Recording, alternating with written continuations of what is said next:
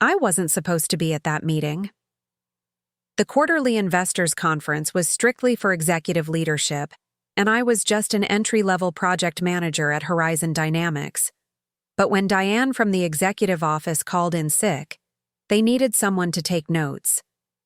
Someone invisible, someone nobody would notice, someone like me.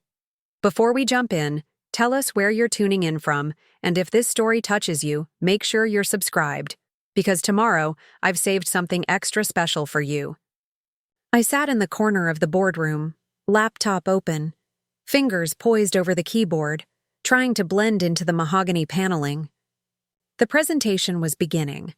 A potential acquisition of a promising startup that had been making waves in the Boston tech scene.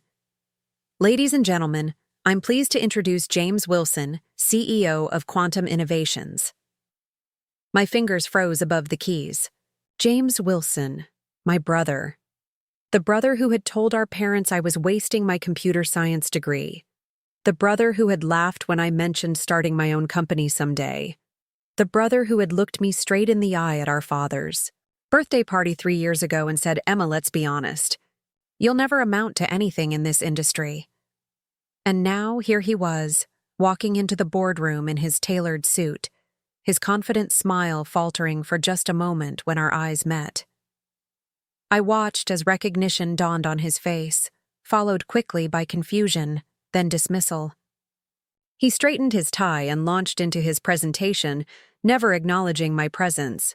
I typed every word, recorded every figure, noted every promise he made about his company's revolutionary software platform.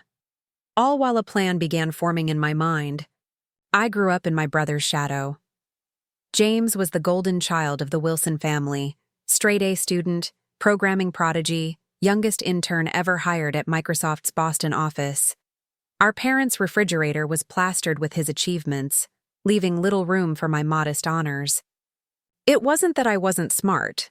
I graduated with honors from MIT, just like James. I had the same genetic makeup, the same opportunities, the same passion for technology. But James had something I didn't: unshakable confidence and our father's unwavering approval. "You should be more like your brother," became the soundtrack of my childhood. James doesn't second-guess himself. James takes risks. James knows how to command a room. What they meant was, James is a man in a man's industry, and I was just Emma, too thoughtful, too collaborative, too willing to consider other perspectives before making decisions. All qualities that would later make me a superior leader, but at the time, were seen as weaknesses. After graduation, James shot up the corporate ladder while I bounced between mid-level positions at various tech companies. Not because I couldn't excel, my performance reviews were always stellar, but because I kept hitting glass ceilings that somehow didn't exist for my brother. The defining moment came at Dad's 60th birthday party. I had just been passed over for a promotion at Adaptive Systems, and James cornered me by the drinks table. "Another setback, huh?" He swirled the bourbon in his glass, ice clinking against crystal. "You know your problem, Emma?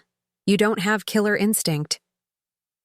"Not everyone defines success by how many people they step on to get ahead," I replied, trying to keep my voice even. He laughed, that condescending chuckle that made my skin crawl. "This industry isn't built for people like you.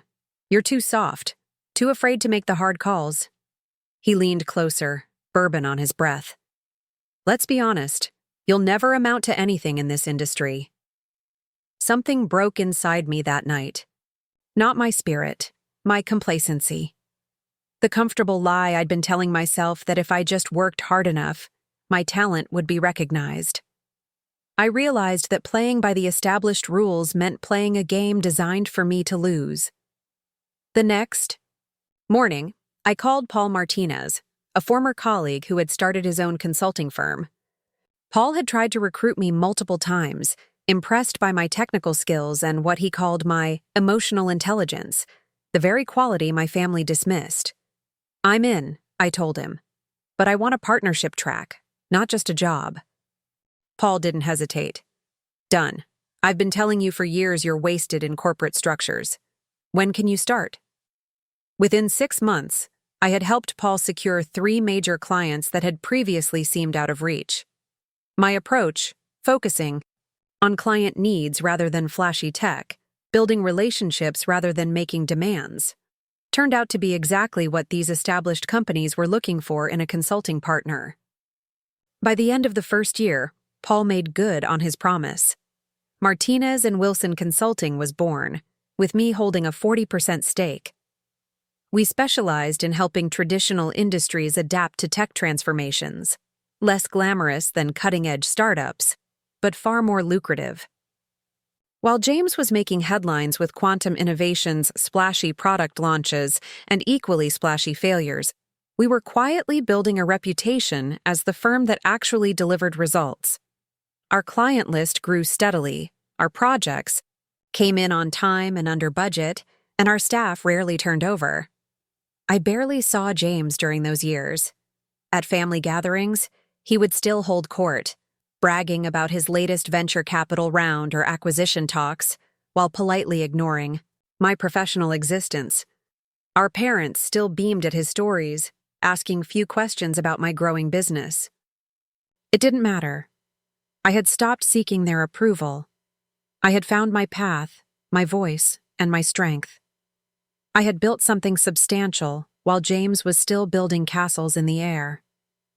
And then came that day at Horizon Dynamics, the day I wasn't supposed to be in that boardroom, listening to my brother pitch his company to the very corporation that had recently become our biggest client. I recognized the software platform James was presenting. It was remarkably similar to a concept I had shared with him years ago over Christmas dinner, an idea he had dismissed as too conservative and lacking vision. Now here he was, pitching my vision as his innovation. But that wasn't what made my heart race. It was what James wasn't saying that concerned me. I knew from our work with Horizon that they were looking to acquire a stable, scalable solution to integrate with their existing infrastructure. James was promising them a revolutionary disruption, exactly what they didn't need. More importantly, I knew something James didn't. Horizon wasn't interested in acquiring Quantum Innovations for its technology. They wanted to acqui-hire James and his team, then gradually phase out the actual product. As I sat typing his grandiose promises, a plan began to take shape. I wouldn't expose James. I wouldn't embarrass him. Instead, I would save him from himself, on my terms. After the meeting, I slipped out before James could approach me. I had notes to review, research to conduct, and a strategy to formulate. Because for the first time in our lives, I held information that James desperately needed. I called Lisa Chen, my closest friend and our firm's legal counsel, that evening. I need to know exactly how much leverage we have with Horizon, I said, pacing my apartment overlooking the Charles River. And I need to know what options we have for a potential acquisition of our own. Lisa was silent for a moment. Emma, are you talking about acquiring your brother's company? Is this personal? I stopped pacing, watching the lights reflect on the dark water below. This is business, Lisa, just business. But we both knew it wasn't entirely true. This was personal. It had always been personal between James and me. The difference was, for once, I had the upper hand. I spent the next week analyzing Quantum Innovations' public financial disclosures, speaking confidentially with former employees, and reviewing the technical documentation I could access. The picture that emerged wasn't pretty. James had burned. Through 3 rounds of venture capital funding, his company had pivoted 4 times in 5 years. The current software platform, the one he was pitching to Horizon, was barely functional, held together with temporary fixes and workarounds. Quantum was months away from insolvency. Meanwhile, Martinez and Wilson was thriving. We had cash reserves, a stellar reputation, and most importantly, the trust of Horizon Dynamics' executive team. We were in the perfect position to make a move. I scheduled a private meeting with Horizon's CEO, Marcus Freeman. I understand you're considering acquiring Quantum Innovations, I said once pleasantries were exchanged. Preparing and narrating this story took us a lot of time, so if you are enjoying it, subscribe to our channel. It means a lot to us. Now back to the story. Marcus nodded. We're in the early stages of discussion. James Wilson has an impressive vision. Vision without execution is hallucination, I replied. I have reason to believe quantum's technology is not what it appears to be. Marcus leaned forward. Go on. I laid out what I had discovered, the technical shortcomings, the financial instability, the pattern of overpromising and under-delivering. I didn't mention that James was my brother. That was irrelevant to the business discussion. What are you suggesting, Emma? Marcus asked when I had finished. I'm suggesting that Martinez and Wilson acquire Quantum instead. We can stabilize the technology, retain the valuable team members, and then license the improved solution to Horizon at favorable terms. You get what you actually need without the risk. Marcus studied me for a long moment. That's an interesting proposition, but what's in it for you? I met his gaze steadily. A complementary technology asset, an expanded talent pool, and a strengthened strategic partnership with Horizon. It's a sound business decision. He nodded slowly. I'll need to discuss this with the board, but off the record, I think you may have just saved us from a costly mistake. As I left Marcus's office, my phone buzzed with a text from James. Saw you at Horizon. Dinner tonight? We should catch up. After years of dismissal and condescension, now he wanted to catch up. Probably hoping to leverage our familial connection to smooth his deal with Horizon. The irony wasn't lost on E. I texted back, busy tonight, lunch tomorrow at Serafina 1 p.m. His response came immediately. Perfect. See you then, sis. I smiled as I slipped my phone back into my pocket. James had no idea what was coming. By this time tomorrow, I would be offering to buy his failing company. The brother who said I'd never amount to anything would soon be reporting to me. The restaurant was James's kind of place, expensive, pretentious, full of people trying too hard to impress each other. He was already seated when I arrived, nursing a glass of scotch despite the early hour. Emma! He stood, arms wide for a hug that I returned with minimal enthusiasm. You look great. Success suits you. I sat across from him, declining the wine he tried to order for me.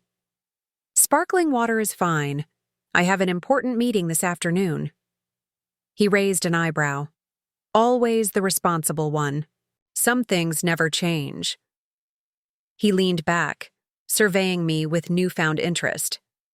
So, Martinez and Wilson Consulting. I hear you've been making waves. Dad mentioned you're working with Horizon.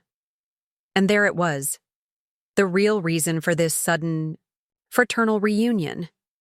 We are, I said simply. They're our biggest client. That must be exciting, he replied, voice carefully casual. They're a fantastic organization. Visionary leadership. I took a sip of water. They know what they want, and they're willing to invest in the right partnerships to get it. James nodded eagerly. Exactly. That's exactly their philosophy. In fact, that's why they're so interested in quantum. Our technologies align perfectly with their strategic direction.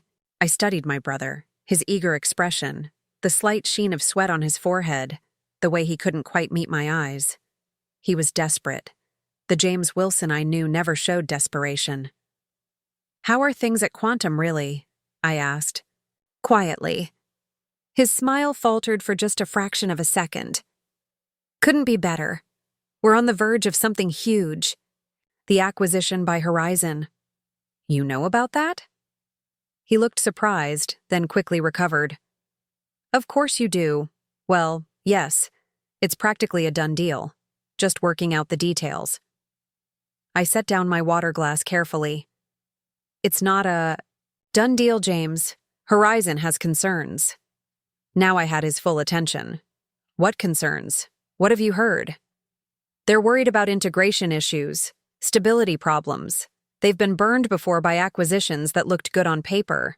but fell apart in implementation. James waved dismissively. That's standard pre-acquisition jitters. Our technology is solid. Is it? I held his gaze.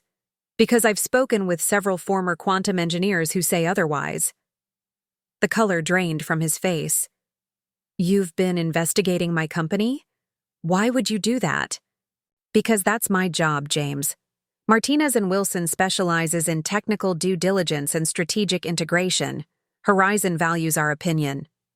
He ran a hand through his hair, a nervous gesture I remembered from childhood. So what? You're trying to sabotage me? Is that it? Some kind of revenge? I'm trying to prevent Horizon from making a $40 million mistake, I replied evenly. And I'm trying to save you from a very public failure. James laughed bitterly. Save me? How exactly do you plan to do that? The moment had arrived. I reached into my bag and pulled out a folder, sliding it across the table. Martinez and Wilson is prepared to acquire quantum innovations for $15 million.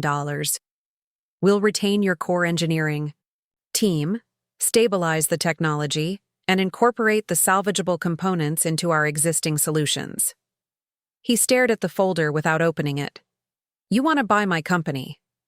I want to rescue your company, I corrected. The alternative is Horizon walking away and quantum facing bankruptcy within months. You know I'm right. James finally opened the folder, scanning the terms sheet with increasing disbelief. This would make me report to you. Yes, you'd lead the innovation division of Martinez and Wilson, reporting directly to me as managing partner. He looked up, anger and humiliation battling in his expression. After everything, all these years, you expect me to work for my little sister? I leaned forward. I expect you to make a smart business decision instead of letting pride destroy everything you've built. Quantum has potential, James. It just needs stable leadership and realistic expectations. Is this about what I said at Dad's birthday? About you never amounting to anything? His voice had risen, drawing glances from nearby tables. Is this how you prove me wrong? By taking over my company when I'm vulnerable? I kept my voice low and steady. This isn't about proving you wrong, James. You already did that yourself. This is about business. The offer is fair, more than fair given Quantum's financial position. I need time to think, he muttered. You have until 5 p.m. tomorrow. After that, I'll be forced to share my full due diligence report with Horizon's board. I stood, placing money on the table for my sparkling water. This isn't personal, James. It's just business. As I walked away, I heard him call after me. It's always been personal between us, Emma. Always. He wasn't wrong, but for the first time, personal satisfaction and sound business strategy were perfectly aligned. The next 24 hours were some of the longest of my life. I barely slept, anticipating James's call, preparing for both possible outcomes. Part of me expected him to fight, to find another investor, to do anything rather than accept my offer. But the rational part knew he had no choice. At 4:52 p.m. the following day, my phone rang. I accept the terms, James said without preamble. But I have one condition. I'm listening. We tell Mom and Dad together, and we present it as a merger, not an acquisition. My pride can't take them knowing the truth. It was such a small thing, meaningless in business terms, important only to our family dynamics. The old Emma might have insisted on the full public victory, but I was no longer that person. Agreed, I said. We'll call it a strategic partnership, if you prefer. He exhaled slowly. Thank you. 2 weeks later, the papers were signed. Quantum Innovations became the innovation division of Martinez and Wilson Consulting, with James as division director.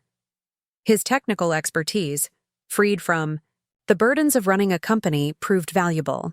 His team, relieved to have stable leadership and realistic deadlines, thrived. And Horizon Dynamics. They were so impressed by our handling of the situation that they increased their contract with us by 30%. At the first all-hands meeting after the acquisition, I introduced James to our staff. "Many of you know James Wilson by reputation," I said, standing confidently at the podium while he sat in the front row. "What you may not know is that we share more than a last name. James is my brother, and his vision for innovative solutions will complement our proven track record of practical implementation." I saw the surprise on our employees' faces, the calculating looks as they processed this new dynamic. "The Wilson siblings are quite the powerhouse," Paul Martinez added, clapping James on the shoulder. "Though I think we all know who's really in charge." The room laughed, and even James managed a smile, strained but genuine. Later, in my office, he lingered after our executive team meeting. "You know, I still can't quite believe it," he said, examining the awards and client testimonials displayed on my wall. "My little sister, the boss." "Does it bother you?" I asked frankly. He considered the question seriously. "Less than I thought it would. You're good at this, Emma. Better than I ever was." "We were just good at different things," I offered. "You can see possibilities no one else imagines. I can turn possibilities into realities." He nodded slowly. "Together, we might actually be unstoppable." "Is that an admission that you were wrong about me?" I couldn't resist asking. James laughed, not the condescending chuckle I had grown to hate, but something warmer, more genuine. "Consider this my formal retraction. Emma Wilson amounts to quite a lot in this industry, more than enough to save her brother from himself." I smiled, extending my hand. "Welcome to Martinez and Wilson, James. Your quarterly review is in 3 months. Don't disappoint me." He took my hand, shaking it firmly. "Wouldn't dream of it, boss." As he left my office, I turned to look out the window at the Boston skyline. The view from the top, I discovered, wasn't about looking down on others. It was about seeing further, clearer, and with greater perspective than I ever had before. My brother said I'd never amount to anything. Now his company reports to me. But the true measure of success isn't in the power reversal. It's in creating something strong enough, valuable enough, to transform even our deepest rivalries into productive partnerships. Sometimes, amounting to something means becoming big, enough to forgive, wise enough to collaborate, and secure enough to lead even those who once doubted you most. And that, I realized, is the kind of success no one can ever take away. The morning after I left that boardroom at Horizon Dynamics, I couldn't shake the image of James's face when he saw me sitting there. The flash of recognition, followed by that dismissive glance, as if I were merely part of the furniture. It was the same look he'd given me our entire lives, a look that said I wasn't worth acknowledging. I poured myself a cup of coffee and stood by my apartment window, watching the morning fog roll off the Charles River. Boston was just waking up, but I had barely slept. My mind had been racing all night, piecing together a strategy that had been years in the making without me even realizing it. My phone buzzed with a text from Paul. "How did the Horizon meeting go? Anything interesting?" If he only knew. I hesitated before responding. This wasn't just about business anymore. This was personal, and I needed to be careful about mixing the two. But Paul wasn't just my business partner. He was the first person who had truly believed in me when I couldn't even believe in myself. "Need to talk in person," I texted back. "Breakfast at Tot in an hour?" His response was immediate. "I'll be there. Sounds serious." Serious didn't begin to cover it. What I was contemplating could change everything, for our firm, for quantum innovations, and for the complex relationship between James and me that had shaped so much of my life. Tat Bakery was crowded as usual, but we managed to snag a small table by the window. Paul arrived right on time, his expression concerned as he sat down across from me. "What happened at Horizon?" he asked, skipping the pleasantries. I took a deep breath. The CEO they're considering acquiring, Quantum Innovations, it's run by my brother James. Paul's eyebrows shot up. James Wilson is your brother? How did I not know this? I've kept my professional and family lives separate for obvious reasons. I stirred my coffee absently. James has no idea that Martinez and Wilson works closely with Horizon. When he saw me in that boardroom, he looked right through me. Paul leaned back, processing this information. This complicates things. It does and it doesn't, I replied. I sat through his entire presentation. Paul, Quantum's platform is smoke and mirrors. Half the features James promised don't exist yet, and their financial situation is precarious at best. You sound very sure about that. I pulled out my tablet and opened a folder I'd created last night. 3 years ago, James approached me for technical advice on a project. He didn't give me details, but I recognized it as early quantum architecture. I told him there were foundational flaws that would cause scaling issues down the line. Let me guess, he ignored you?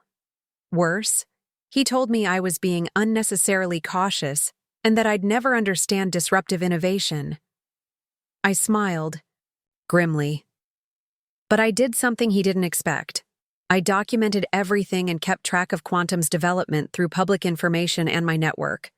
Paul's eyes widened as I showed him my files, meticulous records of Quantum's technical challenges, staff turnover, and funding rounds. Emma, this is thorough. I didn't do it to sabotage him, I explained, feeling suddenly defensive. I did it because I knew someday our paths would cross professionally, and I needed to be prepared. So, what are you thinking now? That we warn Horizon off the acquisition? I shook my head. I'm thinking we acquire Quantum ourselves. Paul choked on his coffee. You want to buy your brother's company? The one he's been using to lord his success over you for years?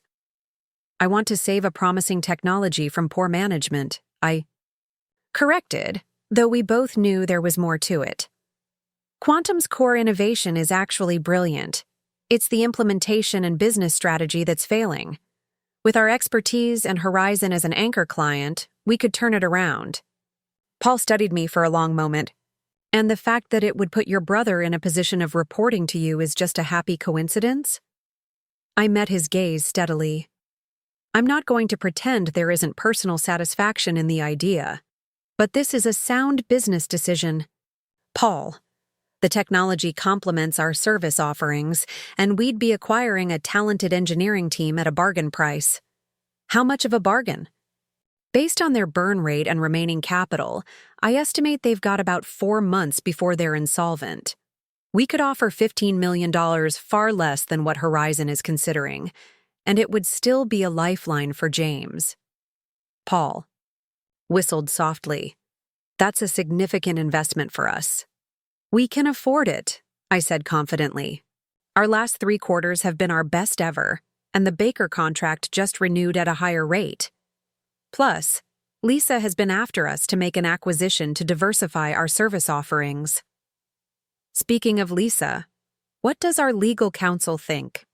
About you potentially acquiring your brother's company?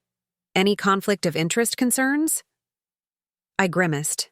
I haven't told her yet. I wanted to run it by you first. Paul nodded, then pulled out his phone and sent a quick text. She'll meet us at the office in an hour. If we're going to do this, we need to do it right. As we left the cafe, Paul put a hand on my shoulder. Emma, are you sure about this? Once you go down this road with James, there's no going back. I thought about all the years of condescension, the dismissive comments, the way James had systematically undermined my confidence at every turn. But I also thought about the brief glimpses of the brother I'd once adored, the one who had taught me to code when I was 8, who had defended me against bullies in elementary school before his own ambition had turned him into something unrecognizable.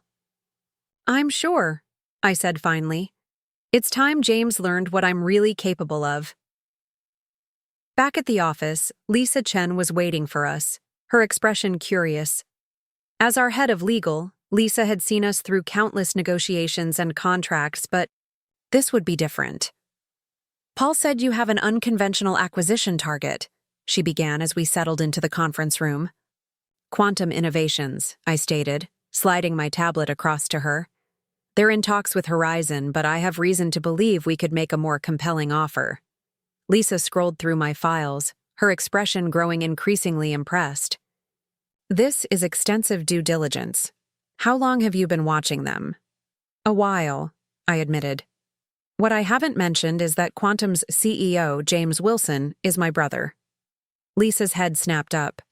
Your brother, as in the brother who told you, and I quote, "You'll never understand how real tech companies operate at last year's Christmas dinner?" I winced. I'd forgotten about that particular dig.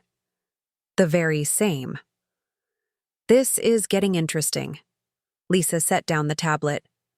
Legally speaking, there's no inherent conflict of interest in acquiring a family member's company, provided all financial disclosures are properly made, and there's no breach of fiduciary duty to our existing clients. Oh, what about Horizon? Paul asked. They're already in acquisition talks with Quantum. Lisa thought for a moment.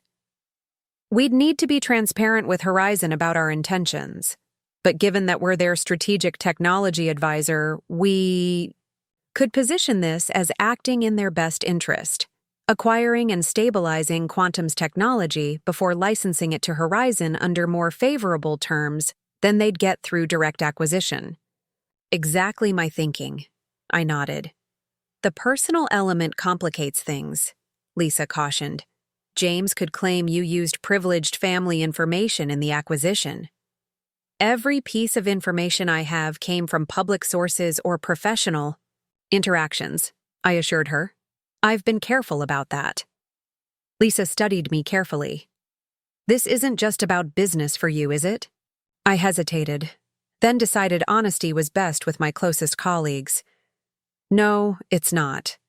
James has spent our entire adult lives making me feel smaller than him. But my personal feelings don't change the fact that this is a smart business move for Martinez and Wilson. Lisa and Paul exchanged glances. If we do this, Paul said slowly, we do it by the book. Complete transparency with Horizon, fair terms for Quantum shareholders, and a clear integration plan that respects the talent we'd be acquiring. Agreed, I said immediately. And James? Lisa asked. What role would he have post-acquisition? I'd thought about this all night. Director of Innovation, reporting to me as managing partner. His technical vision paired with our execution expertise could be powerful. That is, if his ego can handle it. That's a big if, Paul remarked. It is, I acknowledged. But James isn't stupid. His company is running out of money, and Horizon will walk away once they complete their technical due diligence. We're offering him a soft landing and a chance to save face. Lisa nodded decisively. All right. I'll draft the initial offer documents. We should move quickly before Horizon progresses further with their discussions. As Lisa and Paul began outlining next steps, my phone buzzed with a text from an unfamiliar number. Emma, it's Michael Thompson, CTO at Quantum. We need to talk privately. It's about James and Horizon. Can you meet today? I stared at the message in surprise. Michael Thompson was James's right-hand man, his fraternity brother from MIT and co-founder of Quantum. For him to reach out to me directly was unexpected, and potentially very informative. I need to step out for a bit, I told Paul and Lisa. Keep working on the preliminary documentation. I'll be back in a couple of hours.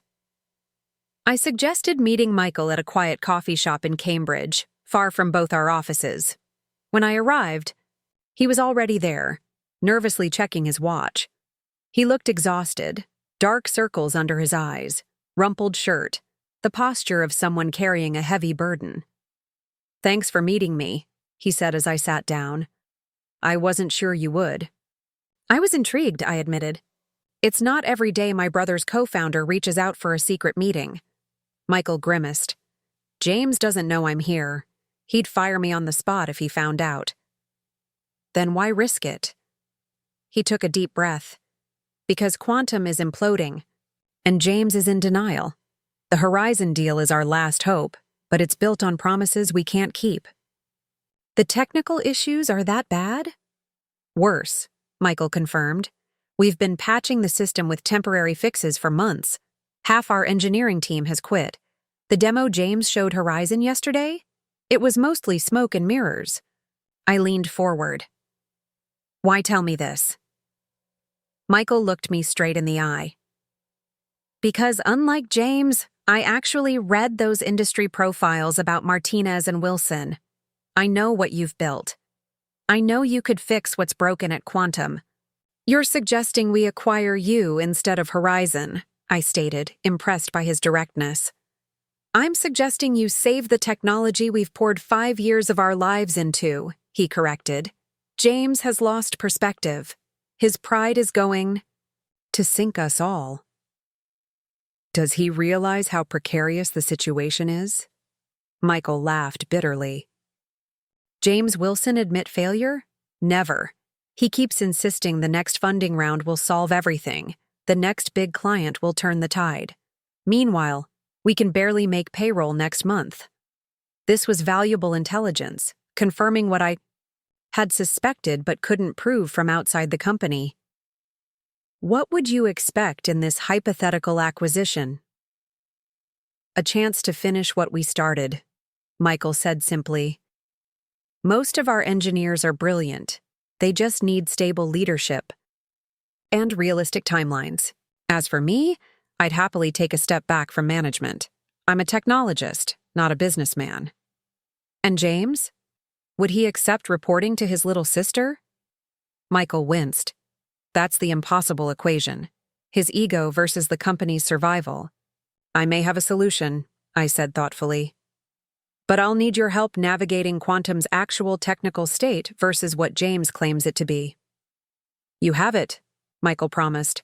I can share our internal documentation and give you access to our development environment. But we need to move fast. Once Horizon's technical team digs deeper, they'll run for the hills. I'll need something else, I added. Quantum's current cap table and financial statements. Not the ones James shows investors, the real numbers. Michael hesitated only briefly before nodding. I'll get them to you today. As we parted ways, I felt a strange mix of emotions. Vindication that my assessment of Quantum had been correct, concern about the depth of their problems, and a growing confidence that this acquisition made even more sense than I had initially thought. Back at the office, I found Paul and Lisa still working on the acquisition strategy. We may have an ally inside Quantum, I told them, explaining my meeting with Michael. This changes things, Paul said, looking energized. With the CTO on, our side integration would be much smoother. Assuming James agrees to the acquisition, Lisa reminded us. He'll fight it, I said with certainty. But when faced with Quantum's collapse versus a respectable exit, even James will choose survival. Over the next 2 days, Michael discreetly shared Quantum's internal documents. The reality was even worse than he'd described. The company had less than 8 weeks of runway left, not the 4 months I had estimated. Their core technology was sound but buried under layers of hasty patches and technical debt. And most tellingly, James had begun quietly selling his own shares while publicly proclaiming confidence, a detail that made my blood boil. Armed with this information, we refined our acquisition strategy. The offer would be $12 million, not $15 million, reflecting the true state of Quantum's technology. We would retain the engineering team, but restructure the management, with Michael staying on as technical director and James shifting to a strategic role reporting to me. Before approaching James directly, I scheduled a meeting with Marcus Freeman, Horizon's CEO. If our plan was going to work, we needed to be transparent with our most important client. Marcus welcomed me into his corner office with obvious curiosity. Emma, your message sounded urgent. What's this about Quantum Innovations? I laid out our findings about Quantum's technical and financial issues. careful to emphasize that my information came from professional sources, not family connections. I then explained our proposed solution. Martinez and Wilson would acquire and stabilize Quantum, then partner with Horizon on the technology integration they actually needed. Marcus listened intently, occasionally asking incisive questions. When I finished, he leaned back in his chair with a thoughtful expression. "You're suggesting we step back and let you acquire them instead." "I'm suggesting a path that gives Horizon what it actually needs without the risks of a direct acquisition," I clarified. "The technology is valuable but needs significant work to be enterprise-ready. We're better positioned to manage that transformation." "And the fact that James Wilson is your brother? How does that factor in?" I appreciated his directness. "It complicates things personally, but simplifies them professionally. I understand Quantum's technology and culture better than most outside observers could. I also understand exactly what Horizon needs from this technology, given our long partnership." Marcus nodded slowly. "I've always appreciated your straightforward approach, Emma. It's refreshing in an industry full of hype men like your brother. No offense. None taken. James and I have very different professional styles." "That's putting it mildly," Marcus chuckled. "We've had 6 meetings with him, and I still can't get a straight answer about their technical architecture." I smiled, recognizing James's characteristic evasiveness. "So, what do you think of our proposal?" Marcus stood up and walked to his window, looking out over the Boston skyline. "Honestly, it's elegant. You solve your brother's problems, strengthen your firm's capabilities, and give us a more reliable path to the technology we need." He turned back to me. "But will James accept it?" "That remains to be seen," I admitted. "But with Horizon backing away from direct acquisition, his options will be limited." "Consider us backing away then," Marcus decided. "I'll inform the board this afternoon that we're exploring an alternative arrangement with Martinez and Wilson regarding Quantum's technology." I felt a weight lift from my shoulders. "Thank you, Marcus. I promise you won't regret this decision." "I rarely regret decisions that save us from costly mistakes," he replied with a wry smile. "Just make sure you can manage the family dynamics. Business is complicated enough without adding sibling rivalry to the mix." As I left Horizon's offices, I steeled myself for the next step, confronting James. This wouldn't be a casual conversation about childhood memories or family gossip. This would be a business negotiation with the highest personal stakes imaginable. I decided the conversation should happen on neutral ground, somewhere public enough to keep emotions in check but private enough for sensitive business discussion.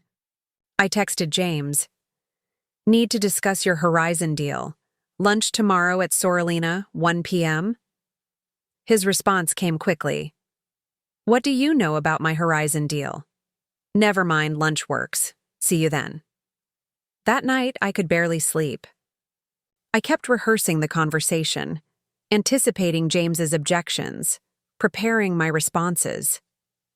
This wasn't just another negotiation.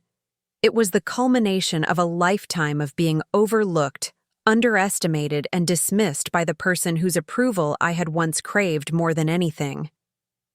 By morning, I had reached a state of calm determination. I chose my outfit carefully, a charcoal gray suit that projected authority without flash, simple pearl earrings that had been our grandmother's. Professional, but with a reminder of our shared history. Lisa called as I was leaving my apartment. "The final offer documents are ready. Are you sure you want to do this in person? We could send them through official channels." "This needs to be face-to-face," I said firmly. "James needs to hear it from me." "Just remember, this is business," Lisa cautioned. "Don't let him make it personal." I nearly laughed at that. With James and me, everything had always been personal. But she was right. I needed to maintain professional composure, regardless of what James might say or do. Sorelina was busy with the lunch crowd when I arrived, but our table was ready, a quiet corner spot I had specifically requested. I was 5 minutes early. James would be precisely on time, as always. Sure enough, at exactly 1 p.m. he strode through the door. Even from across the restaurant, I could see the strain beneath his confident facade, the slight tightness around his eyes, the too firm set of his jaw. He spotted me and approached, his smile not quite reaching his eyes. "Emma." He greeted me with a quick kiss on the cheek. "You're looking well. Success suits you." "You too," I replied, though it wasn't entirely true. Up close, I could see the toll Quantum's troubles had taken on him, subtle signs of stress that only a sister would notice. We ordered drinks, sparkling water for me, a scotch for James. Despite the early hour, when the waiter left us alone, James leaned forward. "So, little sister, what's this about my Horizon deal? Don't tell me you're trying to consult for them, too." The condescension in his tone was so familiar it almost made me smile. James had never been able to acknowledge my success without diminishing it somehow. "Not exactly," I said calmly. "I'm their primary strategic technology partner, have been for the past 2 years." James blinked, momentarily thrown off balance. "You?" Horizon works with enterprise-level firms, not boutique consultancies. Martinez and Wilson is the largest independent technology consultancy in New England, I corrected him. "We have over 200 employees now, and an impressive client roster, Horizon being our most significant engagement." I could see James recalibrating, his expression shifting as he processed this information. "Well, good for you. But what does that have to do with my acquisition discussions?" "Everything," I replied, taking a sip of water. "Horizon has asked for my assessment of Quantum's technology as part of their due diligence." James's face hardened. "That's a conflict of interest. You're my sister. Which is why I'm here talking to you directly. James, there are serious concerns about Quantum's technical viability and financial stability." "That's ridiculous," he scoffed, though I caught the flash of panic in his eyes. "Our technology is revolutionary." Horizon's technical team was impressed.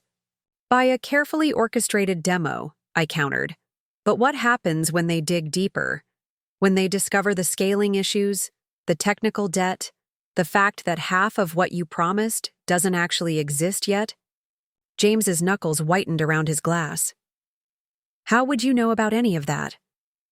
"I've done my homework," I said simply. "Just like I've done my homework on your financial situation. You have less than 8 weeks of runway left, James.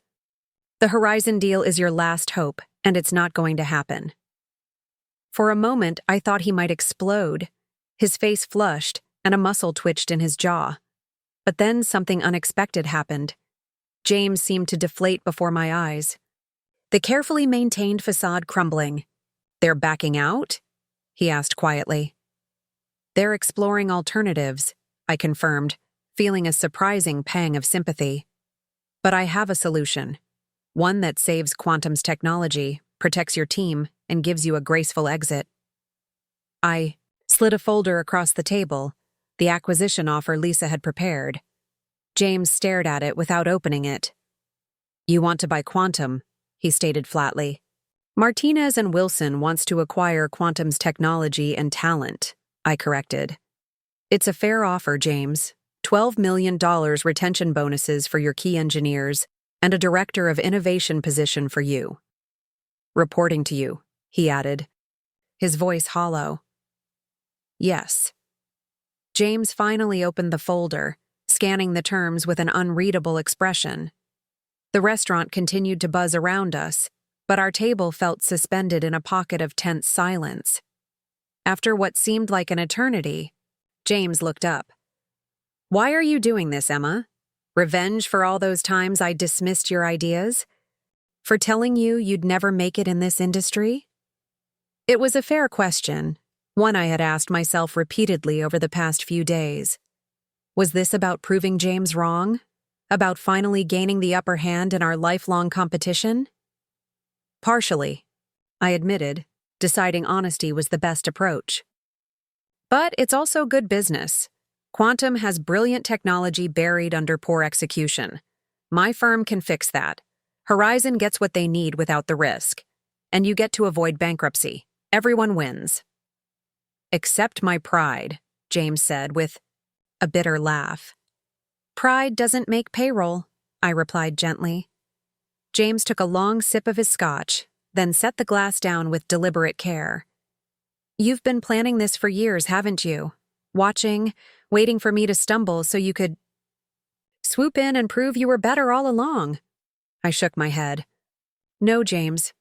I've been building something real while you've been chasing the next big thing. The fact that our paths are crossing now is circumstance, not calculation. But you're enjoying it, he challenged. Admit it. I met his gaze steadily. Yes. After a lifetime of being told I wasn't good enough, smart enough, bold enough. Yes, there's satisfaction in being the one to offer you a lifeline. I'm human, James.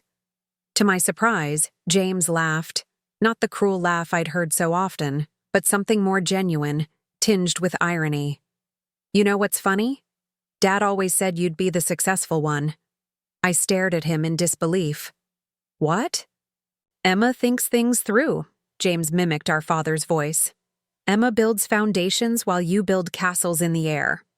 He told me that the day I dropped out of grad school to start my first company. This revelation stunned me. Our father had always seemed to favor James, to celebrate his bold moves while questioning my more methodical approach. Then why did I spend years acting like you'd never make it? James interrupted. Because I was terrified. He was right. He ran a hand through his hair, a familiar gesture from childhood. You were always the careful one, the thorough one. I was all flash and inspiration. And deep down, I've always known which approach wins in the long run. I didn't know how to respond. This vulnerability from James was unprecedented, a glimpse of the insecurity behind the arrogance I'd resented for so long. The offer stands, I said finally, but I need your answer by tomorrow. Horizon won't wait forever. James nodded slowly, closing the folder. I need to talk to Michael and the board, but I appreciate your directness. As we parted outside the restaurant, James hesitated, then asked, If I accept, how would this work? Us working together after everything? Professionally, I replied. We're adults, James. We can separate personal history from business decisions. Can we? He wondered, more to himself than to me. I'll call you tomorrow. I watched him walk away, his shoulders straighter than when he'd arrived, as if some burden had shifted. Not lightened, perhaps, but redistributed. I felt the same transformation within myself, a complex mix of vindication, responsibility, and an unexpected glimmer of hope that perhaps, through this business transaction, we might find a new way to be siblings. The next day dawned bright and clear, a perfect Boston spring morning. I arrived at the office early, too restless to stay in my apartment waiting for James's call. Paul and Lisa joined me for a strategy session, preparing for either outcome. If he says no, Paul asked, we go back to Horizon with our concerns, I replied. They'll walk away from the acquisition, and Quantum will likely fold within 2 months. And if he says yes? I took a deep breath. Then we begin the most complicated integration process of our firm's history. My phone rang at precisely 9:00 a.m. James.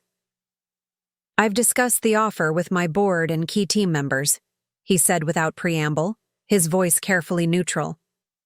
And? I prompted when he didn't continue. A long pause. Then, we accept the terms, with 2 conditions. I motioned for Paul and Lisa to listen in. Go on. First, we announce this as a strategic merger, not an acquisition. Optics matter, in this industry.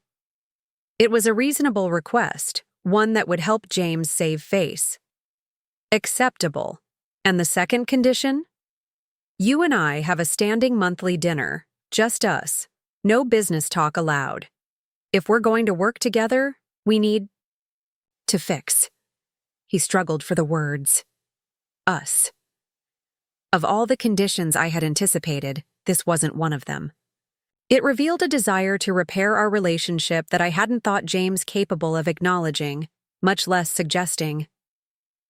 Agreed, I said, surprised by the emotion in my own voice. We'll start this Sunday. Then we have a deal, James concluded. I'll have our lawyers contact Lisa Chen to finalize the paperwork. After we hung up, Paul and Lisa looked at me expectantly. Quantum Innovations is now part of Martinez and Wilson, I announced, a complex swirl of emotions making it difficult to keep my voice steady. James is coming on as Director of Innovation. Paul clapped his hands together once, decisively. Then we have work to do. Lisa, get the legal team moving on the final documentation. I'll start on the integration plan with HR. As they left my office buzzing with plans, I remained seated, trying to process what had just happened. In 1 week, I had gone from accidentally discovering my brother's business troubles to becoming his boss. The victory I had imagined felt different than expected, less triumphant gloating, more sobering responsibility. My phone buzzed with a text from James. I never thought I'd work for my little sister. Life has a strange sense of humor. I smiled, typing back. Just remember, quarterly performance reviews are non-negotiable, even for family. His response came quickly. I wouldn't expect anything less. You always were the thorough one. For the first time in years, perhaps decades, his words held no sting, just a simple acknowledgement of truth. The journey ahead would be complicated, professionally and personally, but something fundamental had shifted between us. The brother who said I'd never amount to anything now reported to me, but more importantly, he might finally see me as an equal. And that, I realized, was worth more than any business acquisition could ever be. I should have known that my lunch with James wouldn't be the end of it. When I returned to my office, Lisa was waiting, a concerned expression on her face. Michael Thompson just called, she said without preamble. James is gathering his board for an emergency meeting tonight. He's looking for alternative funding to block our offer. I sank into my chair, unsurprised, but still disappointed. Of course he is. He'd rather sink the company than accept my help. It gets worse, Lisa continued. He's been calling around to our clients trying to dig up dirt on Martinez and Wilson. He specifically asked Westlake Financial if they were satisfied with our services. My blood ran cold. Westlake had been one of our earliest clients, a relationship that had survived several rocky patches. What did they tell him? Fortunately, their CIO is loyal. He called me immediately after James's call. Lisa sat across from me, her expression serious. Emma, this is escalating beyond normal acquisition resistance. James is trying to damage our reputation to avoid losing face. I stared out the window, watching gray clouds gather over Boston's skyline, mirroring my darkening mood. He always lashes out when he feels cornered. It was the same when we were kids. If he was losing at a game, he'd flip the board rather than admit defeat. This isn't a board game, Lisa reminded me. This is business, and what he's doing borders on defamation. I turned back to her. Do we have any legal recourse?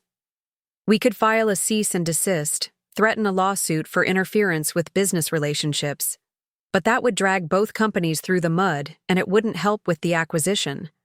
Lisa hesitated, then added, There's another approach we could take. I'm listening. Michael is still on our side. He's worried James's desperation is going to destroy any chance for Quantum's technology to survive. He's offered to give us access to their complete financial records and technical documentation, everything Horizon would need to see exactly, why a direct acquisition would be disastrous. I frowned. Wouldn't that be crossing an ethical line? Not if we're transparent about it, Lisa replied. We disclosed to Horizon that we received this information from Quantum's CTO, who believes It's in the company's best interest to work with us rather than force a direct acquisition that would fail technical due diligence. It was a bold move, potentially risky, but also potentially decisive. And you think Horizon would still work with us after that kind of reveal? I think Marcus Freeman values honesty above all else. If we come clean about everything, your relationship to James, Michael's concerns, the technical issues with Quantum's platform, it positions us as the adults in the room. I considered this for a long moment. The situation had evolved beyond a simple business acquisition into something messier, more personal. James had escalated, and now I needed to decide how far I was willing to go in response. "Get Paul in here," I finally said. "This affects all of us, and we need to make this decision together." Paul arrived minutes later, concern evident on his face as Lisa briefed him on the situation. "So James is actively trying to sabotage our reputation to avoid your acquisition," he summarized, shaking his head. "I wish I could say I'm surprised. The question is how we respond," I said. "Lisa believes we should get ahead of this by being completely transparent with Horizon, laying out everything, including the personal dynamics." Paul paced the office, thinking it through. "It's risky. Marcus might question your judgment in mixing business with personal history. Or he might appreciate our honesty," Lisa countered. "Better he hears everything from us than gets half-truths from James." "There's a third option," I said quietly. Both of them turned to look at me. "We walk away, drop the acquisition attempt, warn Horizon about the technical issues as part of our advisory role, and let Quantum fail on its own timeline." The room fell silent. It was the rational option, the one that would spare us the complications of entanglement with James. But something in me rebelled against it. "That's not you, Emma," Paul said finally. "You've never walked away from a challenge, and you've never abandoned a good idea just because it got difficult. Quantum's technology is worth saving," Lisa added, "and their engineering team doesn't deserve to go down with James's ship." They were right, of course. Walking away might be easier, but it wasn't right. Not for the business, and not for me personally. This confrontation with James had been brewing for years, and retreating now would only postpone the inevitable. "Okay," I decided. "We go with full transparency. Set up a meeting with Marcus Freeman for tomorrow morning. In the meantime, I'll reach out to Michael and get whatever documentation he's willing to share." As Lisa and Paul left to make arrangements, I called Michael Thompson directly. "I heard about James's emergency board meeting," I said when he answered. Michael sighed heavily. "He's grasping at straws. He's approached 3 venture capital firms already, but no one's interested in a bridge round for a company with our burn rate and technical challenges." "Is he aware you've been sharing information with me?" "No, but he's suspicious. He's been watching me like a hawk since your lunch meeting." Michael sounded exhausted. "Look, Emma, I believe in what we built. At Quantum, the core technology could change how enterprise systems communicate. But James has lost perspective. It's all about his ego now, not the product." "I understand," I said softly. "More than you know. I can give you access to our complete technical documentation and financials," Michael offered. "But you need to know what you're getting into. The technology needs at least 6 more months of development before it's truly enterprise-ready, and we have 8 weeks of cash left at— "So I'd send me everything," I told him. "And Michael, thank you for putting the technology first." After hanging up, I sat at my desk, turning an old stress ball in my hand, a gift from my father when I was studying for the MCATs, before I'd decided to follow James into computer science instead of medicine. I'd kept it as a reminder of paths not taken, choices that shaped who I'd become. My phone buzzed with a text from an unknown number. "Emma, it's Sophie Wilson. I need to talk to you about James." I stared at the message in shock. Sophie was James's wife of 3 years, a brilliant architectural engineer I'd always admired but rarely spent time with, given my strained relationship with my brother.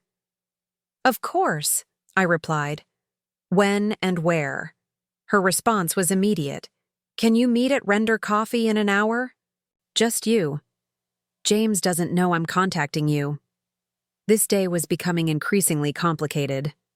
I'll be there. Render Coffee was quieter than Tat, tucked away on a side street with softer lighting and more private corners. Sophie was already there when I arrived, her hands wrapped around a steaming mug, her expression troubled. Thank you for coming, she said as I sat across from her. She looked tired, with dark circles under her eyes and tension in her shoulders. Of course, I replied, studying her carefully. What's going on, Sophie? She took a deep breath. James isn't sleeping. He's barely eating. He paces the house all night talking about saving the company, about proving everyone wrong. Her voice cracked slightly. Last night he said he'd rather die than have his little sister bail him out.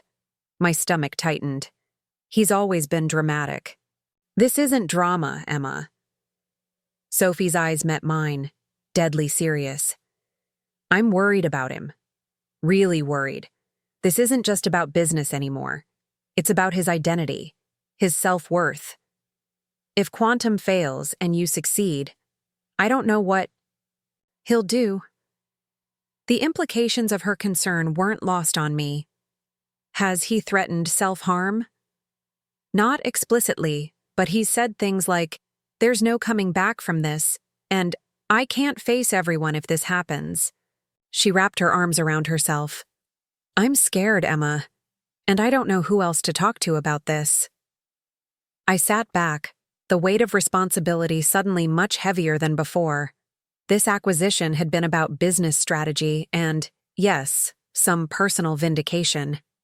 I hadn't considered it might push James to a breaking point. What do you want me to do, Sophie? I asked quietly. Walk away from the acquisition?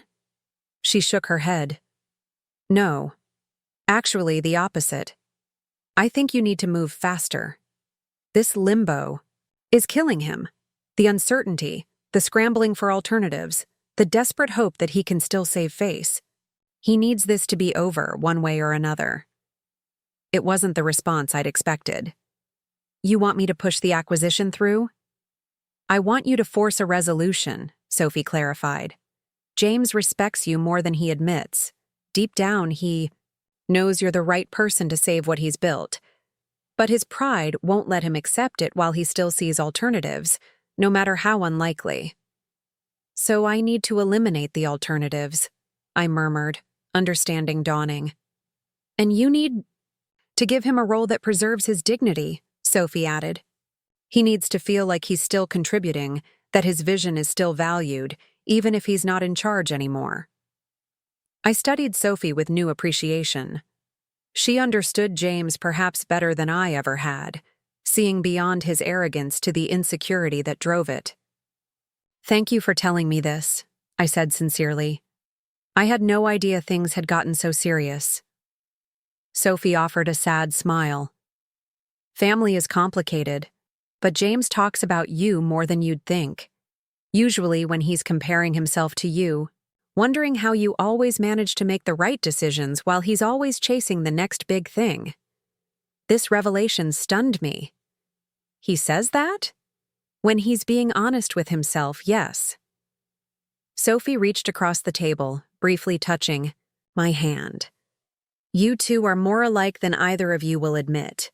Both brilliant, both stubborn, both desperate for validation. You just chose different paths to seek it. As we parted outside the coffee shop, Sophie hugged me unexpectedly. Save his company, Emma, but find a way to save his pride too. That's the real challenge here. I walked back to my office deep in thought, Sophie's words echoing in my mind. The stakes had risen dramatically.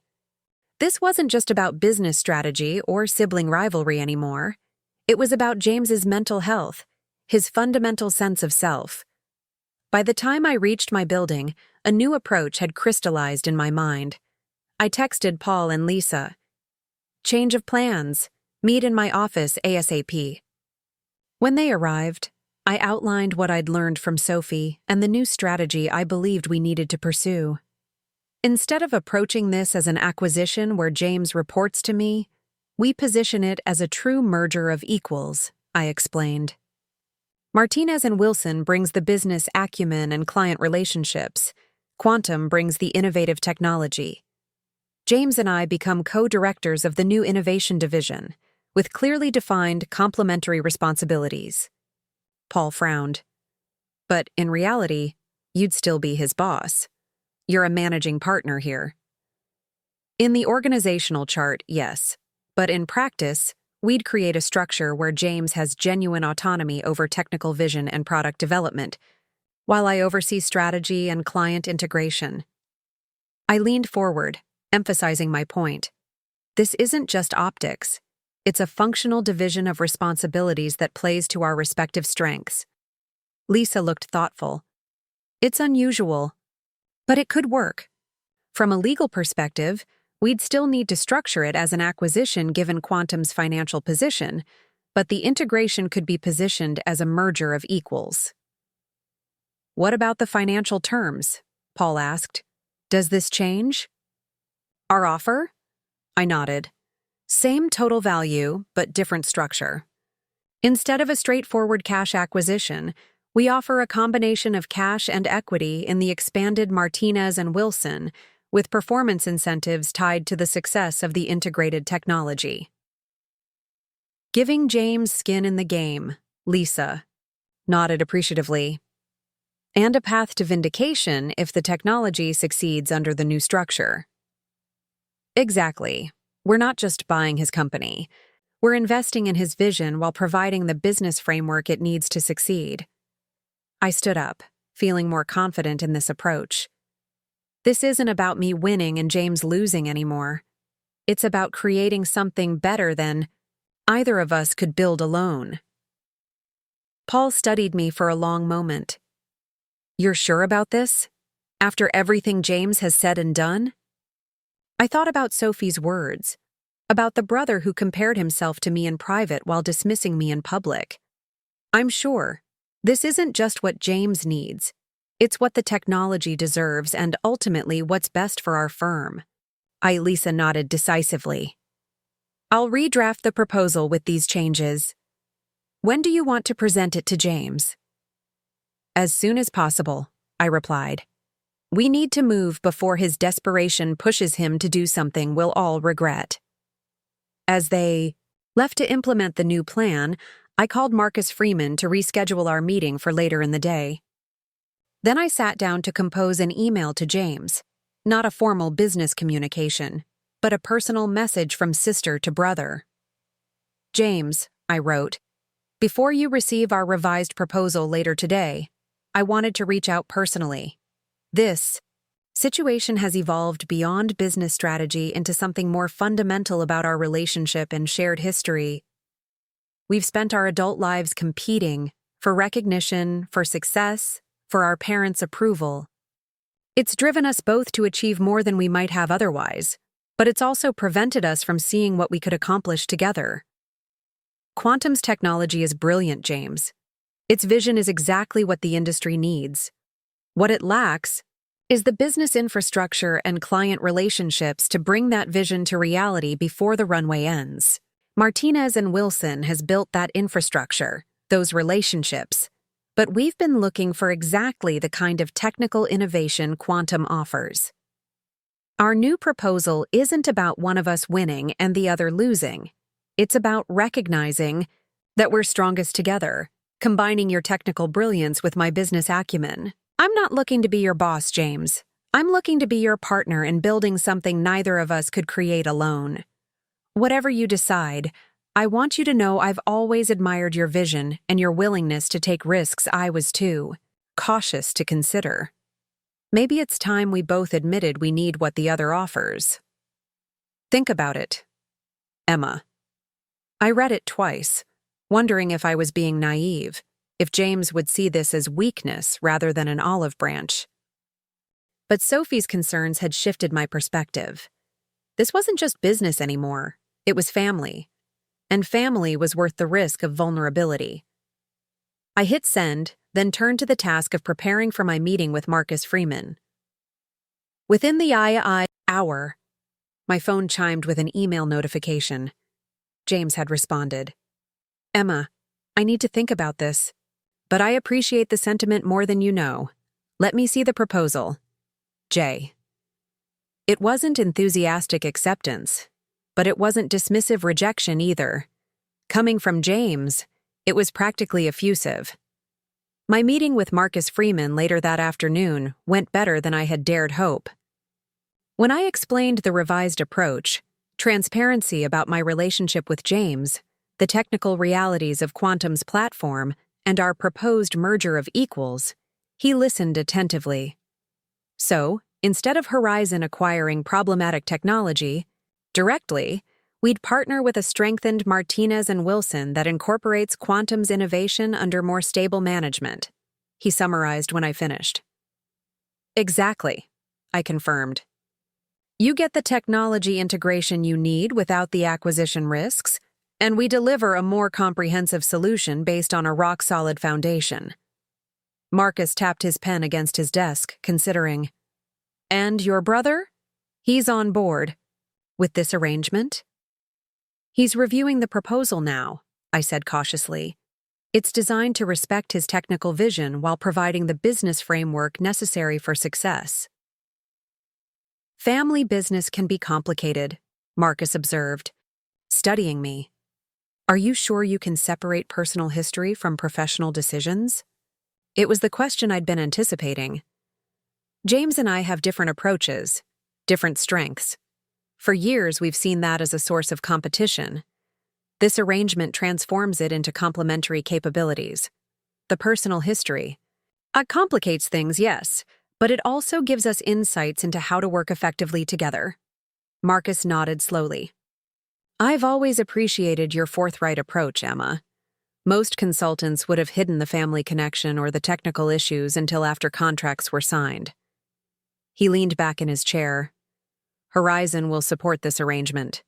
In fact, I think it's preferable to our original acquisition plan. Relief washed over me. Thank you, Marcus. Your trust means a lot. Just promise me one thing, he added as I stood to leave. When the sibling arguments happen, and they will, keep them behind closed doors. Horizon needs stability from this technology partnership. I smiled. Agreed. Some things should remain family business. As I left Horizon's offices, my phone rang. It was James. I've reviewed the proposal, he said without preamble, his voice carefully neutral. It's more generous than I expected. It's what makes business sense, I replied, matching his tone. Your technology with our business? Infrastructure is a powerful combination. A pause, then. Sophie told me she met with you. My stomach tightened. She's worried about you. So am I. I'm fine, he said automatically, then sighed. No, that's not true. This has been difficult, more than I expected. The admission of vulnerability from James was unprecedented. I chose my next words carefully.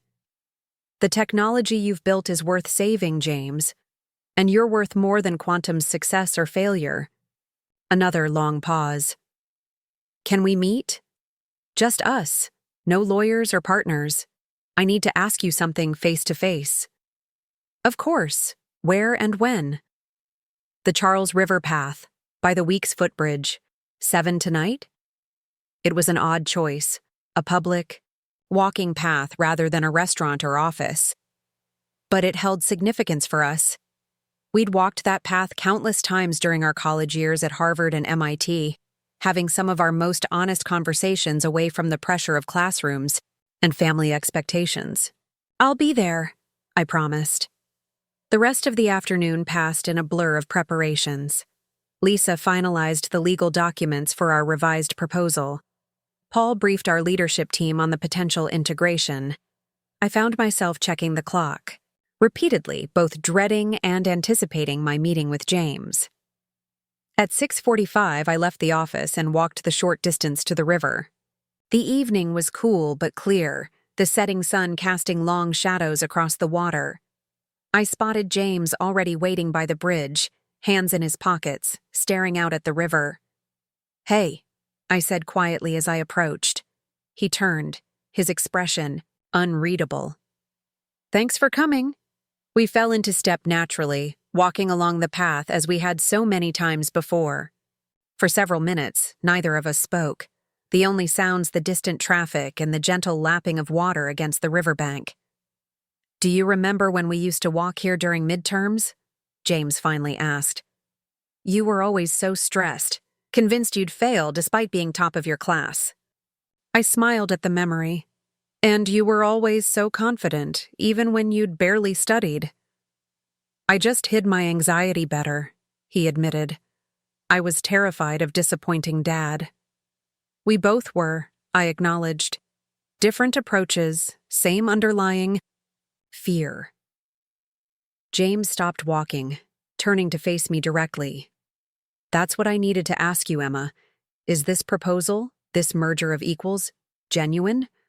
Or is it just a more palatable way of taking over my company when I'm vulnerable?" It was a fair question, one I'd been expecting. "It's genuine," I replied, meeting his gaze steadily. "The original acquisition plan was business-driven, but yes, there was personal satisfaction in the idea of you reporting to me after years of dismissing my abilities." James winced but didn't interrupt. "This new approach is still business-driven, but it's also recognition that we're stronger together than apart," I continued. "Your technical vision, my business acumen, it's not about one of us winning anymore. It's about building something neither of us could create alone." James studied me carefully, seeming to weigh my sincerity. "And you'd really be comfortable with me having autonomy over technical direction, even when we inevitably disagree?" "Professionally? Yes," I said honestly. "I trust your technical instincts, James. I always have. What I don't trust is your business judgment or your ability to manage growth sustainably.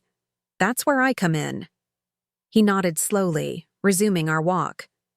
"The merger terms are more than fair, better than we deserve, given Quantum's financial situation." "The financial situation is temporary," I replied.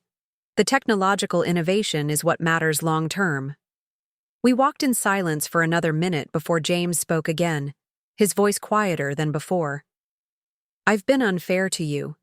For years, I've dismissed your achievements, minimized your success, acted like my approach was the only valid path." The admission stunned me into momentary silence. James had never acknowledged any fault in our competitive relationship. "Why?" I finally asked. He shrugged, a gesture that tried for casualness but couldn't quite achieve it.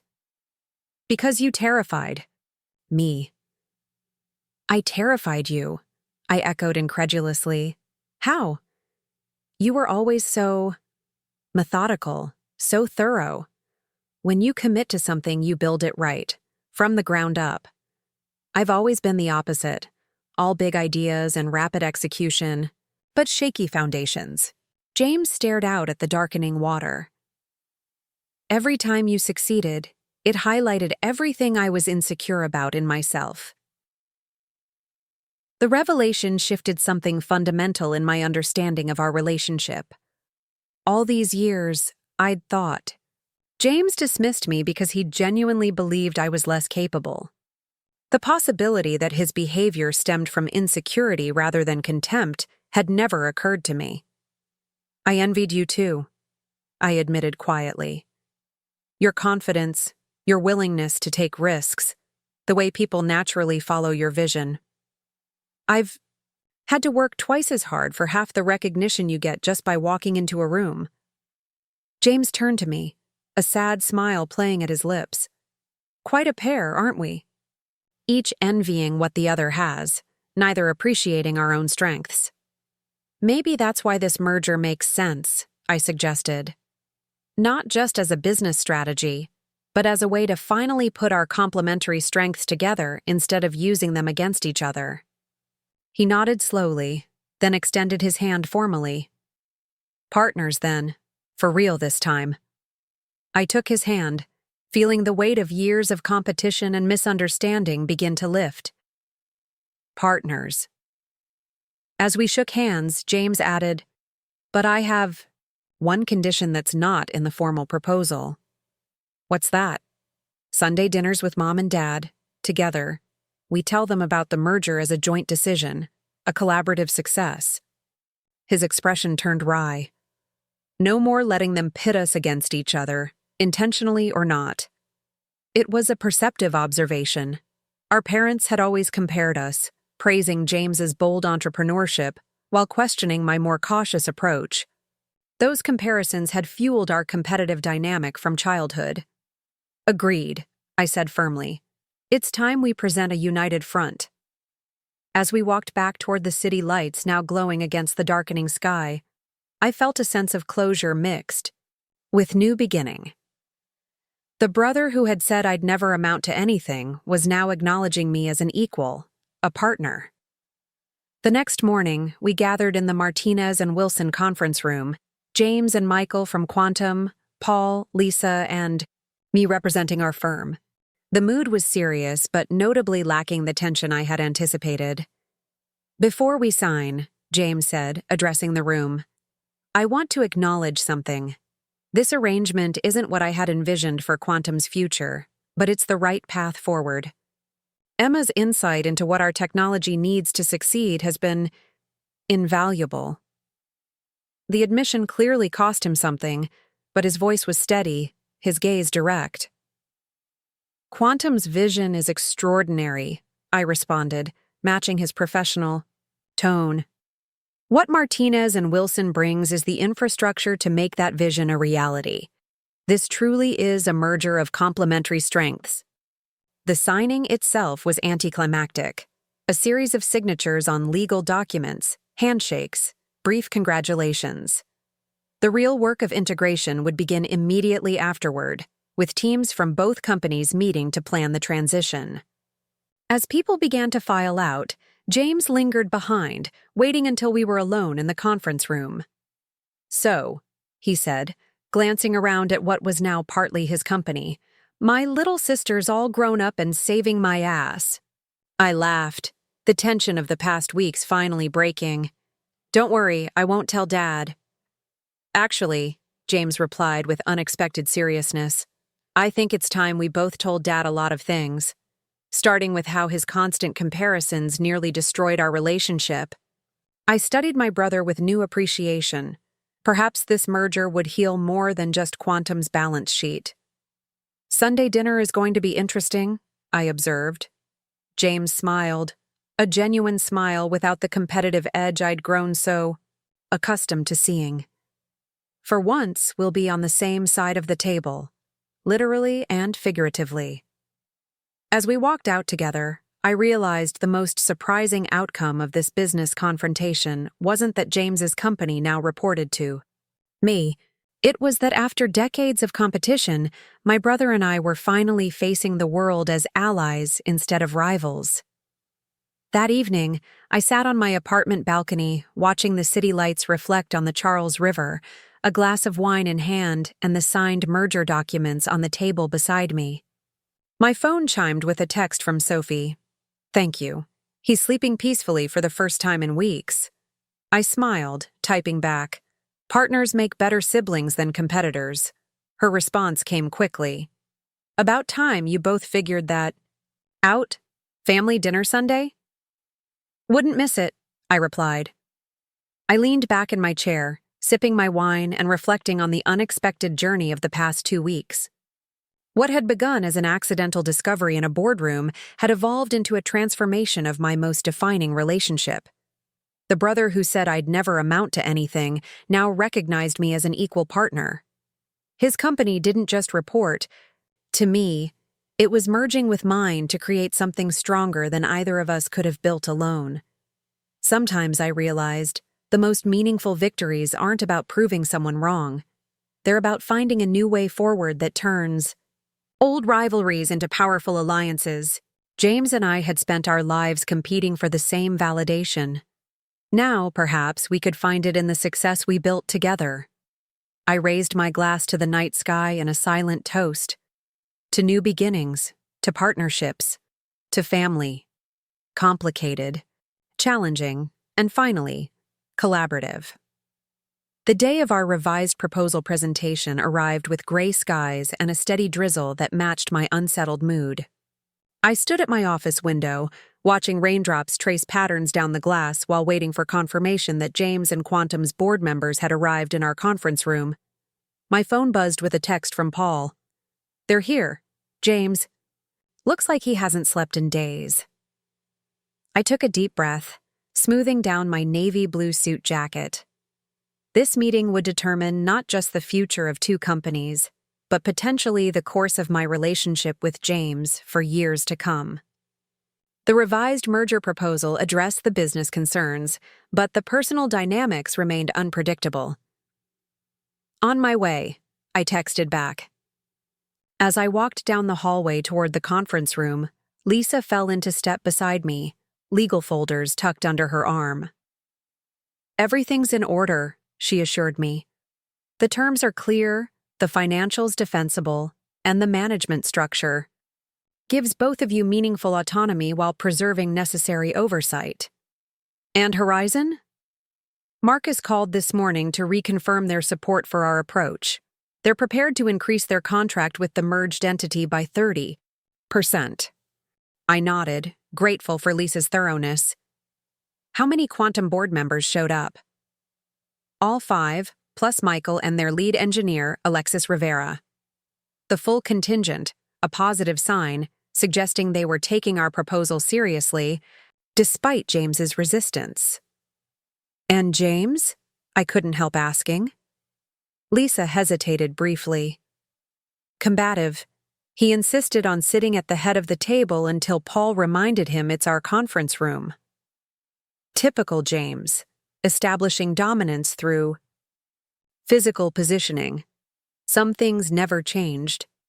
We paused outside the conference room door. Lisa gave my arm a reassuring squeeze. "Remember, this isn't personal today. It's business." We both knew that wasn't entirely true, but I appreciated the reminder to maintain professional focus. I squared my shoulders and pushed open the door. The tension in the room was immediately palpable.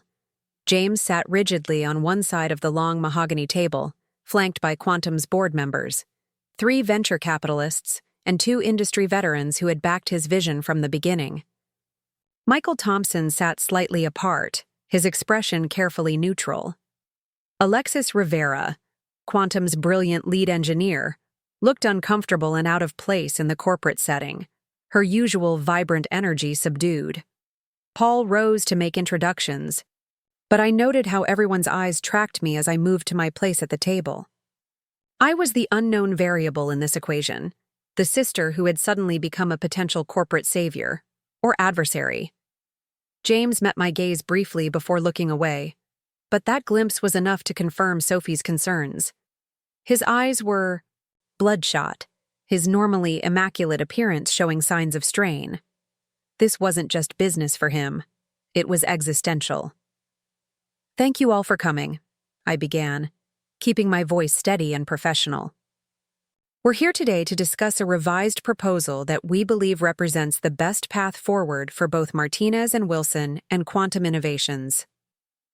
I nodded to Lisa, who distributed folders to everyone at the table.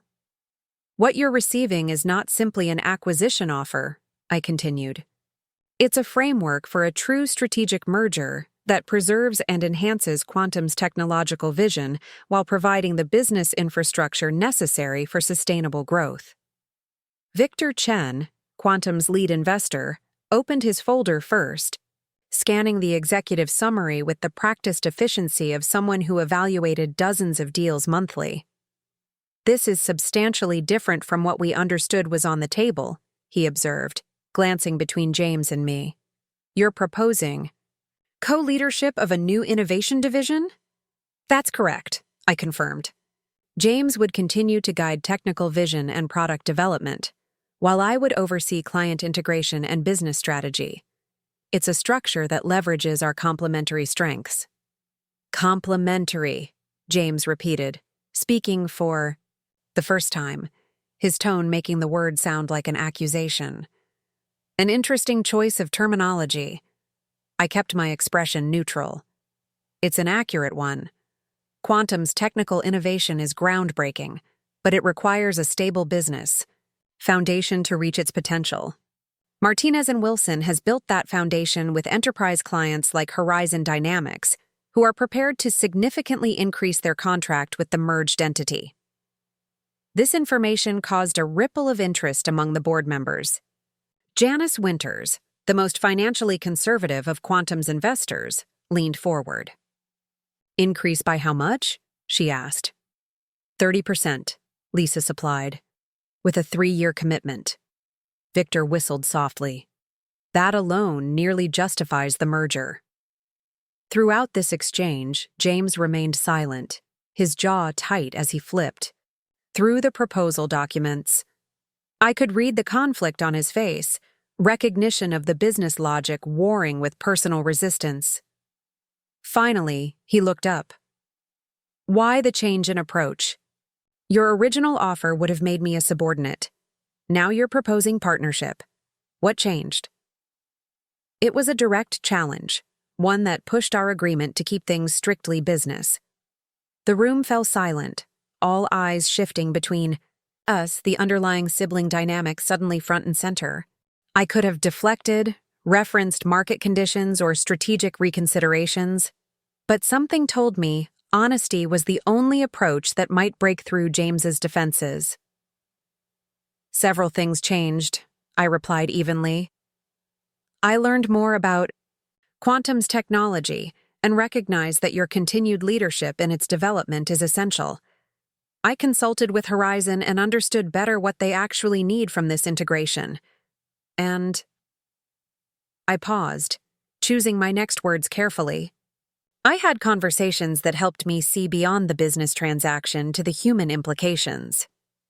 James held my gaze, searching for insincerity or manipulation. Finding none, he gave a slight nod. "The financial terms are more favorable than your previous offer," Janice noted, redirecting the conversation to safer ground. "But the equity component creates ongoing entanglement that some might find concerning given your personal history."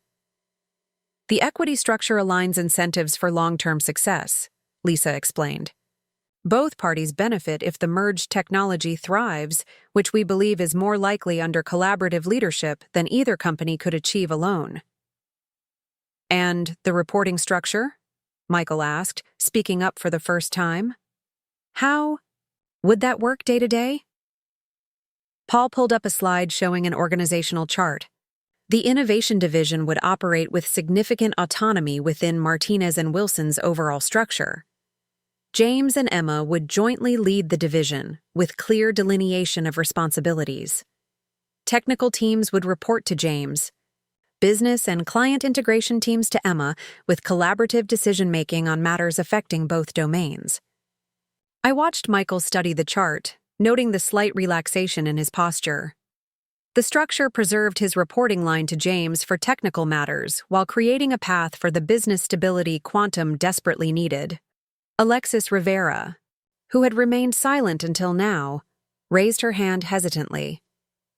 "What about our current development roadmap? We're 6 months into a critical architecture overhaul." It was a question directed at me, but I turned to James. This is exactly the kind of technical direction that would remain under James's purview. My role would be ensuring that development priorities align with client needs and business sustainability, not dictating technical approaches. James nodded, seemingly despite himself. "The roadmap continues, if anything, with more resources behind it." Victor Chen closed his folder decisively. "I'd like the board to discuss this privately. Could we have the room for 30 minutes? "Of course," I agreed, standing. "We'll be in the adjacent conference room when you're ready." As our teams filed out, James lingered, waiting until we were the last two in the room. "This isn't what I expected from you," he said quietly. "What did you expect?" "A hostile takeover, public humiliation, the chance to finally prove you were right and I was wrong." His voice held no accusation, just weary resignation. That was never the goal, James. He raised an eyebrow skeptically. Okay, I amended. Maybe there was some satisfaction in the idea initially, but this isn't about winning or losing anymore. It's about saving something valuable that we can build together. James studied me for a long moment. Sophie talked to you? It wasn't a question, and I didn't treat it as one. She cares about you. So do I, believe it or not. A ghost of a smile touched his lips. The jury's still out on that. He gestured toward the door. They're waiting for us. We joined our respective teams in the adjacent room, where Paul was already strategizing next steps while Lisa reviewed contingencies. The 30 minutes stretched to 45, then an hour. I tried not to interpret the delay as a negative sign, but tension built with each passing minute. Finally, Michael appeared at the door. They're ready for you. When we returned to the main conference room, the atmosphere had subtly shifted. Victor Chen was now seated at the center of Quantum's side, with James moved to his right, a telling reorganization of the power dynamic. We've reviewed your proposal thoroughly, Victor began, all business. The board recognizes its merits, particularly given Quantum's current runway limitations and the significant opportunity with Horizon Dynamics. My pulse quickened. This sounded promising. However, Victor continued, we have several substantive concerns that would need to be addressed before we could recommend acceptance. James's expression remained carefully neutral, but I caught the slight straightening of his posture, hope mingled with caution. Victor outlined their concerns methodically. The valuation seemed low given Quantum's intellectual property portfolio. The equity distribution didn't adequately compensate for future value creation. The governance structure needed clearer dispute resolution mechanisms given the unique personal dynamics involved. Each point was reasonable, negotiable, and, I suspected, designed to give James a face-saving path to acceptance while demonstrating the board's diligent representation of shareholder interests. When Victor finished, all eyes turned to me. These are constructive concerns, I acknowledged. I believe we can address each one while maintaining the core principles of the merger. I turned to Lisa. Could you outline our flexibility on these points? Lisa efficiently walked through potential adjustments, a modest increase in valuation balanced by performance milestones, expanded equity options for key Quantum personnel, a formal governance structure with independent mediation provisions.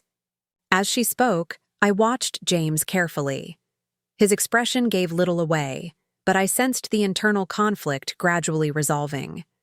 The business case was becoming harder to resist, and the revised structure preserved his dignity and role in ways the original acquisition would not have. When Lisa finished, Victor turned to James. As Quantum's founder and CEO, we value your perspective on this revised approach. The room fell silent. This was the moment of truth, where James would either embrace the merger as a collaborative solution or reject it as a personal defeat. James took a measured breath. The business case is compelling, he began carefully. Our runway is shorter than most of you realize, and traditional funding options have become challenging. The Horizon opportunity is significant, but our current infrastructure can't support proper implementation within their time frame. He paused, glancing briefly at me before continuing. The merger structure preserves our technological vision while providing the stability we need. If the board is satisfied with the adjusted terms, I'm prepared to move forward. The collective relief in the room was almost palpable. Months of uncertainty crystallized into a path forward in those few sentences. Victor nodded, businesslike. We'll need the revised terms in writing for final review, but in principle, we have agreement to proceed.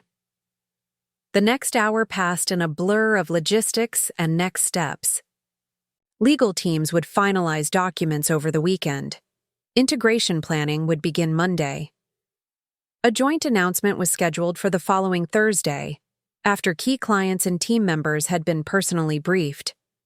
Throughout these discussions, James participated actively but maintained a professional distance.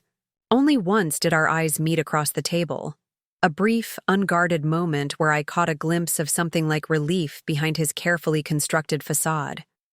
As the meeting concluded and people began gathering their materials, Alexis Rivera approached me hesitantly. "I have a team of 20 engineers who've poured their hearts into this technology," she said quietly. "They need to know their work will continue, that this isn't just a talent acquisition where the product gets shelved." Her loyalty to the vision touched me. "I give you my word," I told her. "The technology is why we're here. Martinez and Wilson needs Quantum's innovation as much as Quantum needs our business infrastructure." She studied me for a moment, then nodded. "James has always spoken highly of your integrity, even when he was complaining about everything else." The revelation surprised me. "He talked about me?" Alexis smiled slightly. "More than you'd think, usually when he needed a reality check on business decisions. Emma would say we're scaling too fast, or Emma would insist on more testing before launch." I struggled to reconcile this with the brother who publicly dismissed my business acumen at every opportunity. I had no idea. "He wouldn't want you to know," Alexis replied simply, before returning to gather her things. As the room gradually emptied, James remained seated, reviewing the draft announcement with uncharacteristic attention to detail. I approached cautiously, aware that we were entering uncharted territory in our relationship. "That went better than expected," I offered. James looked up, his expression unreadable. "The board was always going to accept. They've been looking for an exit strategy since our last funding round fell short. And you? Are you truly on board or just going along with the inevitable?" He set down his pen, considering the question with unexpected seriousness. "I've spent 5 years building Quantum. Watching it die would be worse than seeing it change under new leadership." He paused, especially when that leadership includes someone who actually understands the technology. Coming from James, this was tantamount to effusive praise. "Thank you." "Don't thank me yet," he warned. "Co-leading a division with your little sister wasn't exactly in my 5-year plan. There will be adjustment periods." I smiled despite myself. "I'm counting on it." Easy would be suspicious. "A ghost?" A smile touched his lips before he turned serious again. "There's something you should know before we finalize this. Something that isn't in any of the documentation or due diligence materials." My guard instantly rose. "What kind of something?" "Quantum has been developing a secondary technology platform, an offshoot of our main architecture but with potentially broader applications. It's early stage, pre-patent, kept entirely separate from our primary development track." This was significant, a major asset or liability not disclosed during negotiations. "Why keep it secret?" "Because it was personal," James replied. "A project I started based on concepts you and I discussed years ago, during that Christmas break when we actually got along for a few days." The memory surfaced immediately, a rare period of collaborative brainstorming during a snowstorm that had stranded us both at our parents' house. For 3 days, we'd sketched ideas on paper napkins and debated implementation approaches without our usual competitive edge. "The distributed authentication protocol," I realized. "You actually built it?" James nodded. "A working prototype at least. It's nowhere near production ready, but the preliminary results are promising." I was saving it as a backup plan if our primary platform failed. "Why tell me now?" "Because it should be part of the merger," he said simply. "It deserves the chance to be developed properly, and honestly, it's always been as much your idea as mine." The admission stunned me. Not just the existence of the secret project, but James's willingness to acknowledge my contribution to its conceptual foundation. This wasn't the brother who had dismissed my ideas and abilities for years. This was the James I had glimpsed occasionally throughout our lives, capable of genuine collaboration and surprising generosity. "We'll need to disclose this to the board," I said finally. "I know. I'll handle it." He gathered his materials, preparing to leave. "Sunday dinner at Mom and Dad's still on?" "Absolutely. United Front, remember?" James nodded. "I'll bring Sophie. You should bring someone too. Might help distribute some of the inevitable attention." As he reached the door, I called after him. "James? Thank you for telling me about the project." He paused, looking back with an expression I couldn't quite interpret. Some bridges are worth rebuilding. Then he was gone, leaving me to contemplate how completely our dynamic had shifted in just 1 week. The following days passed in a whirlwind of preparation. Legal teams finalized merger documents. Lisa and Paul orchestrated a meticulous communication plan for clients, employees, and the market. I spent hours with Alexis and Michael, diving deeper into Quantum's technology to understand how it would integrate with our existing systems. James participated in all key meetings, gradually shifting from reluctant acquiescence to active engagement. His technical insights were genuinely valuable, his understanding of Quantum's architecture essential to planning the integration. Occasionally, I caught glimpses of what might have been if we had found a way to collaborate years earlier. Sunday arrived with unexpected nervousness on my part. Dinner with our parents would be the first true test of our new united front, and the first time in years that James and I would present ourselves as allies rather than competitors. I arrived at their Cambridge home 15 minutes early, a bottle of our father's favorite wine in hand. To my surprise, James's car was already in the driveway. He was typically precisely on time, never early. Inside, I found him in the kitchen with our mother, chopping vegetables while she prepared a roast. The domesticity of the scene was so unexpected I paused in the doorway. "Emma," Mom greeted me warmly. "James was just telling me you two have some news to share." I shot him a questioning look. We had agreed to wait until dinner. "Just that we have news," James clarified. "Not what it is. Though Dad's been trying to pry it out of me for the last 20 minutes. Mom wiped her hands on a towel. "He's convinced one of you is moving away. He's in his study, pretending not to be anxious about it." I laughed despite myself. Our father, a retired economics professor, prided himself on emotional stoicism while being entirely transparent to those who knew him well.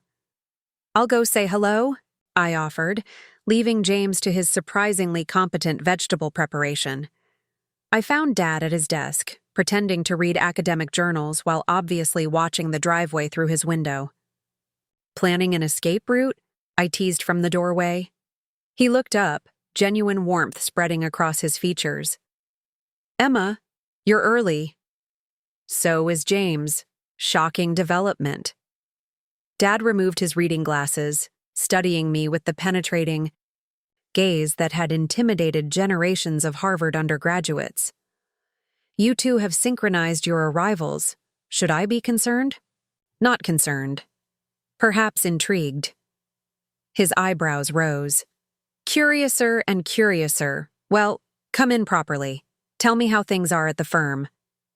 We fell into comfortable conversation about Martinez and Wilson's recent projects, carefully avoiding any mention of Quantum or the pending merger.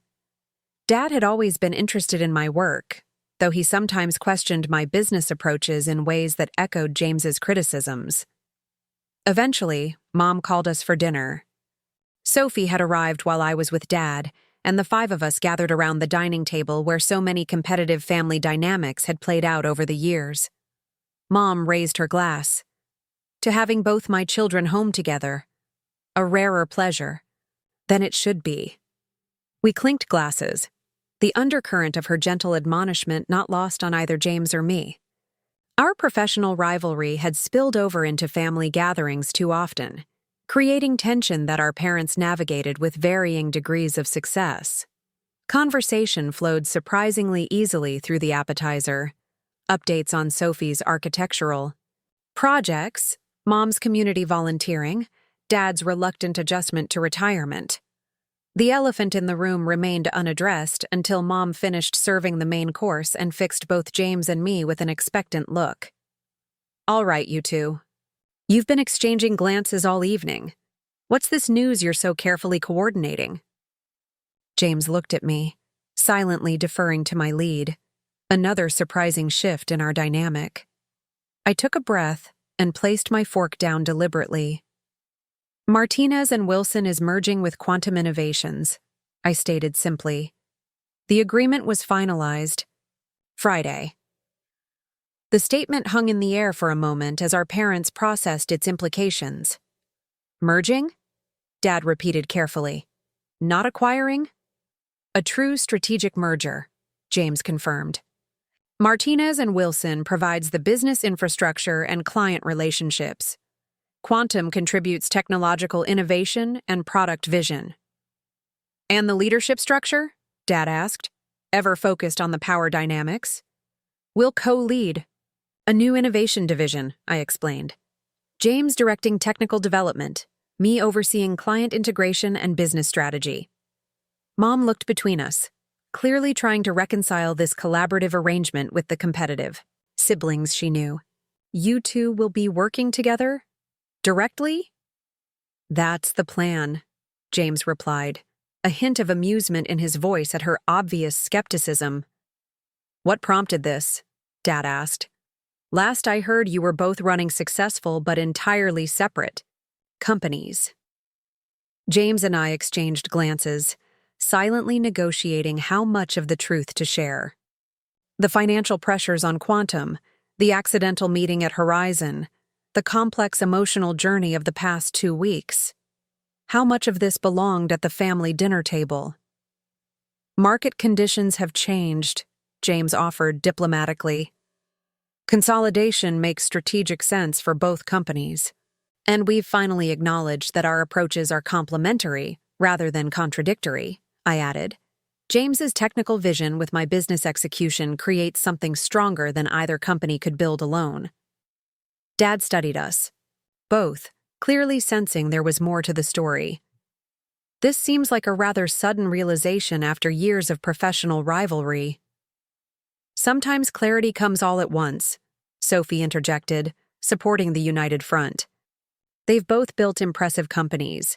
Combining forces is brilliant business strategy." Mom reached across the table, taking one of my hands and one of James's. "I don't care about the business reasons. I'm just happy to see you two collaborating instead of competing. It's been painful watching you grow further apart each year." Her candor created a moment of uncomfortable silence. Our parents had rarely commented directly on the competitive dynamic between us, choosing instead to navigate around the tension. "We should have done this years ago," James admitted, surprising me with his openness. "But it probably took building separate successes before we could truly appreciate what each of us brings to the table." "And some perspective," I added, understanding that different approaches can be equally valid in different contexts. Dad leaned back, a thoughtful expression on his face. "You know, this reminds me of a pattern I've observed in economic systems. Competing entities often drive initial innovation through rivalry, but sustainable growth typically emerges from collaborative integration of complementary strengths." "Are you comparing us to economic theory, Dad?" James asked, amused. "If the model fits," Dad replied with a shrug. "I'm just pleased to see wisdom prevailing over pride. It's a transition many never manage to make." "We're still working on it," I admitted. "Co-leadership will have its challenges, but worth facing together," James added, meeting my gaze with unexpected sincerity. The moment felt significant, a public declaration of our new alliance witnessed by the people who had shaped both our competitive and collaborative instincts from childhood. As dinner progressed to dessert, the conversation shifted to practical matters, office locations, team integration, market positioning. Our parents offered occasional insights, but mostly they watched James and me with a mixture of surprise and satisfaction as we outlined our shared vision without the undermining jabs or competitive one-upmanship that had characterized our interactions for years. Later, as we prepared to leave, Dad pulled me aside in the hallway while Mom was saying goodbye to James and Sophie in the kitchen. "This merger," he said quietly. "It wasn't entirely mutual from the beginning, was it?" His perceptiveness didn't surprise me. Dad had always read between lines with unsettling accuracy. "No," I admitted. "It's been a complex negotiation, professionally and personally." He nodded thoughtfully. "James has always hidden insecurity behind bravado, and you've always hidden ambition behind practicality. Perhaps this arrangement will allow you both to be more authentic." His insight struck unexpectedly close to home. "When did you become so psychologically astute?" Dad smiled slightly. "I've had decades to study my children, even when they thought I wasn't paying attention." He squeezed my shoulder affectionately. "I'm proud of you, Emma. Not just for your business success, but for finding a way to transform rivalry into partnership. That's true emotional intelligence." His words stayed with me as I drove home that night, the city lights reflecting off rain-slicked streets.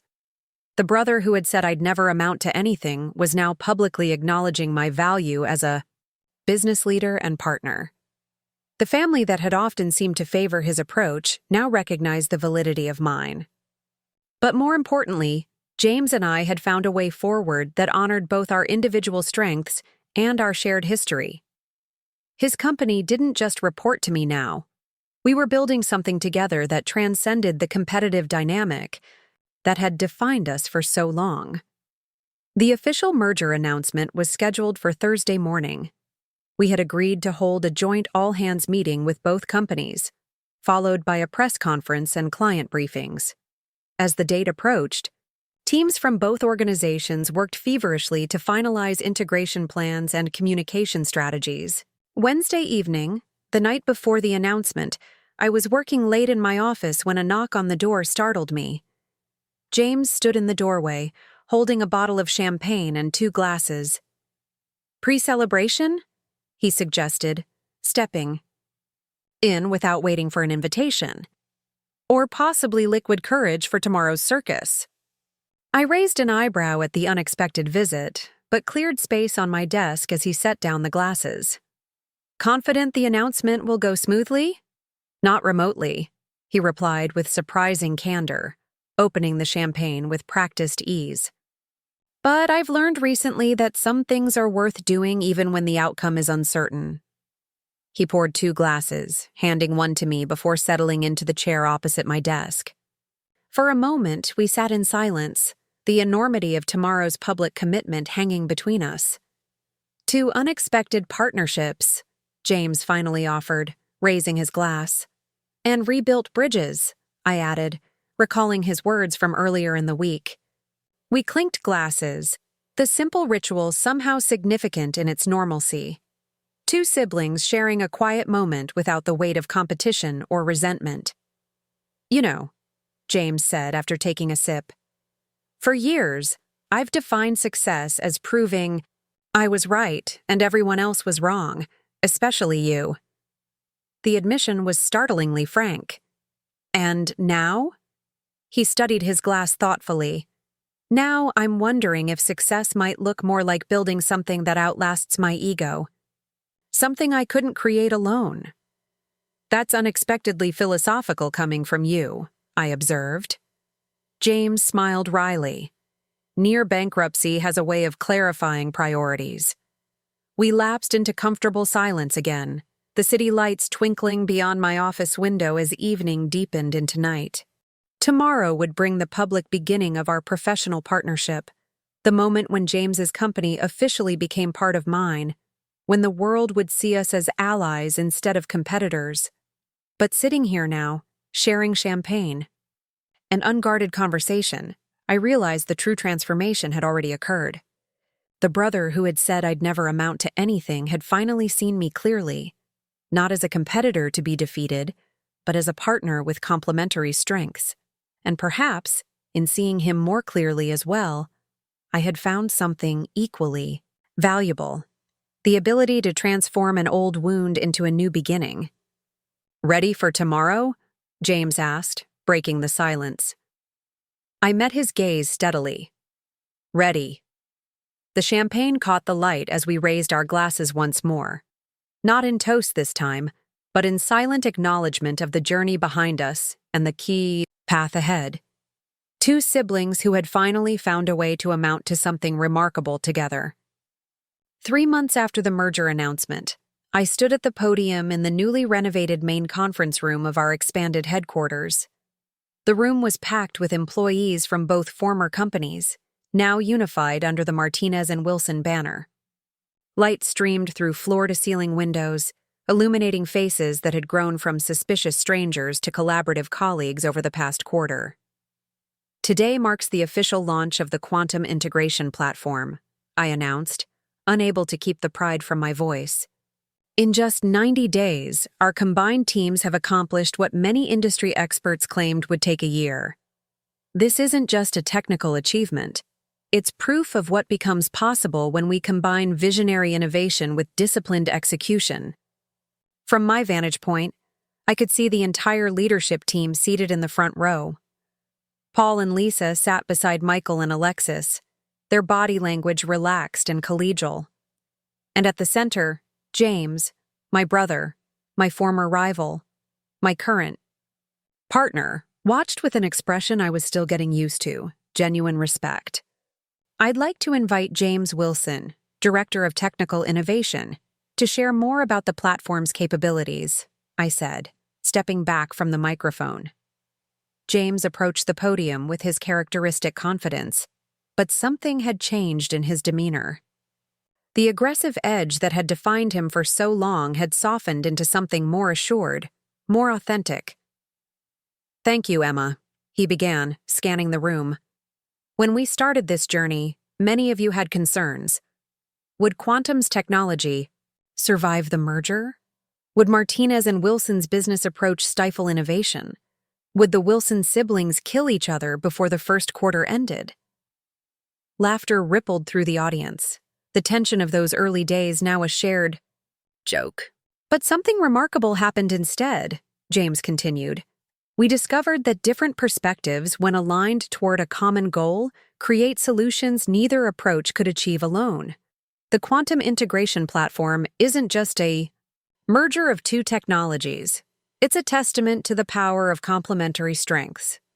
As James launched into the technical details of the platform, I found myself reflecting on the extraordinary transformation of the past 3 months. What had begun as a reluctant business necessity had evolved into something neither of us had anticipated: a genuine partnership built on mutual respect. The integration hadn't been without challenges. James and I had clashed repeatedly during the first month over development priorities, resource allocation, communication styles. Our disagreements sometimes spilled over into our standing Sunday family dinners, much to our parents' dismay. But something fundamental had shifted in our dynamic. Instead of treating disagreements as winner-take-all battles, we had learned to view them as opportunities to pressure-test ideas and find better solutions. The combative siblings who had spent decades trying to prove each other wrong had gradually become collaborative partners invested in proving each other right. After the presentation concluded and the team dispersed to a celebration lunch, I returned to my office to prepare for an afternoon meeting with Horizon executives. A knock at my door interrupted my review of the quarterly projections. "Got a minute?" James asked, leaning against the doorframe. "For the technical genius behind today's launch?" "I suppose," I teased, gesturing him in. He settled into the chair across from my desk, loosening his tie. "That went well." "Better than well," I corrected. "Marcus was practically glowing when you demonstrated the security protocol. We'll have the contract extension signed by the end of the week." James nodded, a satisfied smile playing at his lips. Not bad for a couple of siblings who couldn't share a video game console without World War III breaking out. I laughed, recalling the epic battles over their childhood Nintendo. Mom would be so proud of our personal growth. Speaking of Mom, James said, his expression turning more serious. She called this morning. Dad's retirement party next month. She wants us to give a joint speech. I raised an eyebrow. The two of us speaking together about Dad? That sounds potentially hazardous. That's what I said, but she insisted it would be meaningful for him to see how far we've come. James shrugged. I think she's still not entirely convinced this partnership isn't an elaborate practical joke. Can you blame her? We spent 20 years trying to outdo each other. James was quiet for a moment, his fingers absently straightening a stack of papers on my desk. Do? You ever wonder what would have happened if I hadn't pitched to Horizon that day? If you hadn't been in that boardroom? The question had crossed my mind many times over the past months. Quantum would have failed. Martinez and Wilson would have continued growing incrementally. We'd still be competitors instead of collaborators. And we'd still be the same people, James added quietly. Stuck in old patterns, old perceptions. I nodded, understanding the deeper implication of his words. Our professional integration had catalyzed a more profound personal transformation, not just in how we worked together, but in how we saw ourselves and each other. I need to tell you something, James said, his tone shifting to something more vulnerable than I was accustomed to hearing from him. Something I should have said months ago. Okay, I replied cautiously. He met my gaze directly. You were right. All those years ago when you warned me about Quantum's technical architecture, about scaling too fast, about putting product vision ahead of sustainable execution. I was too proud to listen then, and it nearly cost everyone everything. The admission hung in the air between us, more significant than any legal document we had signed to formalize our business partnership. And you were right too, I acknowledged. About the need for bold vision, for disruption, for challenging established paradigms. Martinez and Wilson was successful, but safe before the merger. Your approach pushed us beyond our comfort zone in ways we needed. James smiled, not the cocky smirk I had grown up with, but something more genuine. Look at us, admitting the other was right. The apocalypse must be imminent. I laughed, but the moment felt important, a mile marker in our evolving relationship. The brother who said I'd never amount to anything now acknowledges I was right. Should I have this engraved on something? You'll never let me live that down, will you? James asked, but there was no defensiveness in his tone. Probably not, I admitted, but I might stop using it as my primary motivation for every professional achievement. That's fair. He stood checking his watch. I should head down to the launch lunch. Coming? In a few minutes. I need to review the Horizon numbers one more time. James nodded, moving toward the door before pausing. You know, when people ask me about the merger these days, I don't talk about market conditions or strategic synergies. What do you tell them? I tell them I finally figured out that having my little sister as a rival was holding us both back. But having her as a partner? That's been the best business decision I've ever made. With that, he was gone, leaving me momentarily speechless, a rare accomplishment in our sibling dynamic. I turned to my window, looking out at the Boston-y skyline where both our companies had taken root and grown, now intertwined in ways I couldn't have imagined 6 months ago. The brother who had said I'd never amount to anything now called me his partner, acknowledged my strengths, and publicly credited our collaboration for Quantum's salvation and Martinez and Wilson's transformation. But the most meaningful change wasn't in our business relationship or professional achievements. It was in the dissolution of the barriers we had constructed between us over decades of competition. The assumptions, the resentments, the reflexive opposition. In their place, we were building something more enduring, a relationship based on mutual respect and genuine appreciation for our differences. That evening, After the celebration had wound down and most employees had departed, I found myself back in the conference room where the day had begun. The space was quiet now, scattered glasses and plates the only evidence of the afternoon's festivities. My phone buzzed with a text from James. "Roof deck in 5? Sophie's meeting us with champagne to celebrate properly." I smiled, gathering my things. 3 months ago, such an invitation would have been unthinkable. The idea of voluntarily spending evening time with James outside of business obligations entirely foreign. The roof deck of our building offered panoramic views of Boston Harbor, particularly spectacular at sunset. When I arrived, James and Sophie were already there, an ice bucket with champagne between them as they leaned against the railing. "There she is," Sophie called warmly, "the other half of Boston's most surprising business partnership." "I'm still getting used to that description," I admitted, joining them at the railing. "Join the club," James replied, opening the champagne, with practiced ease. If someone had told me 6 months ago that I'd be celebrating business success with my little sister as my partner, I'd have questioned their sanity. "And yet, here we are," Sophie observed, accepting a glass from her husband. James handed me a glass, then raised his own.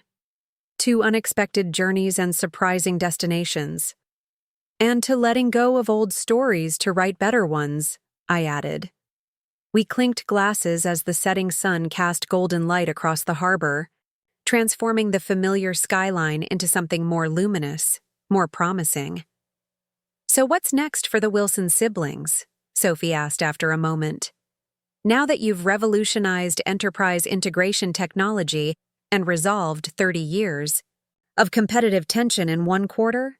James and I exchanged glances, a silent communication that had once been impossible between us.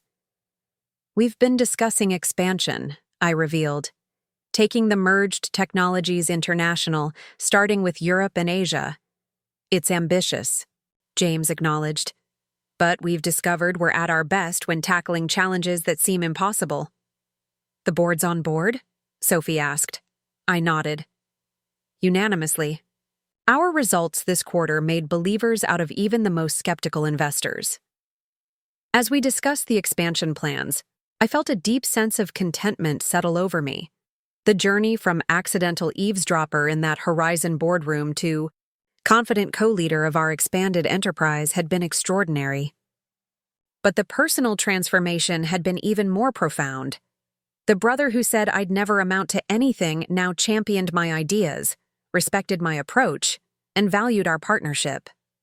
His company didn't just report to me. It had become interwoven, with mine to create something stronger, more innovative, and more sustainable than either could have built alone. But most importantly, James and I had discovered that our greatest strength wasn't in proving each other wrong.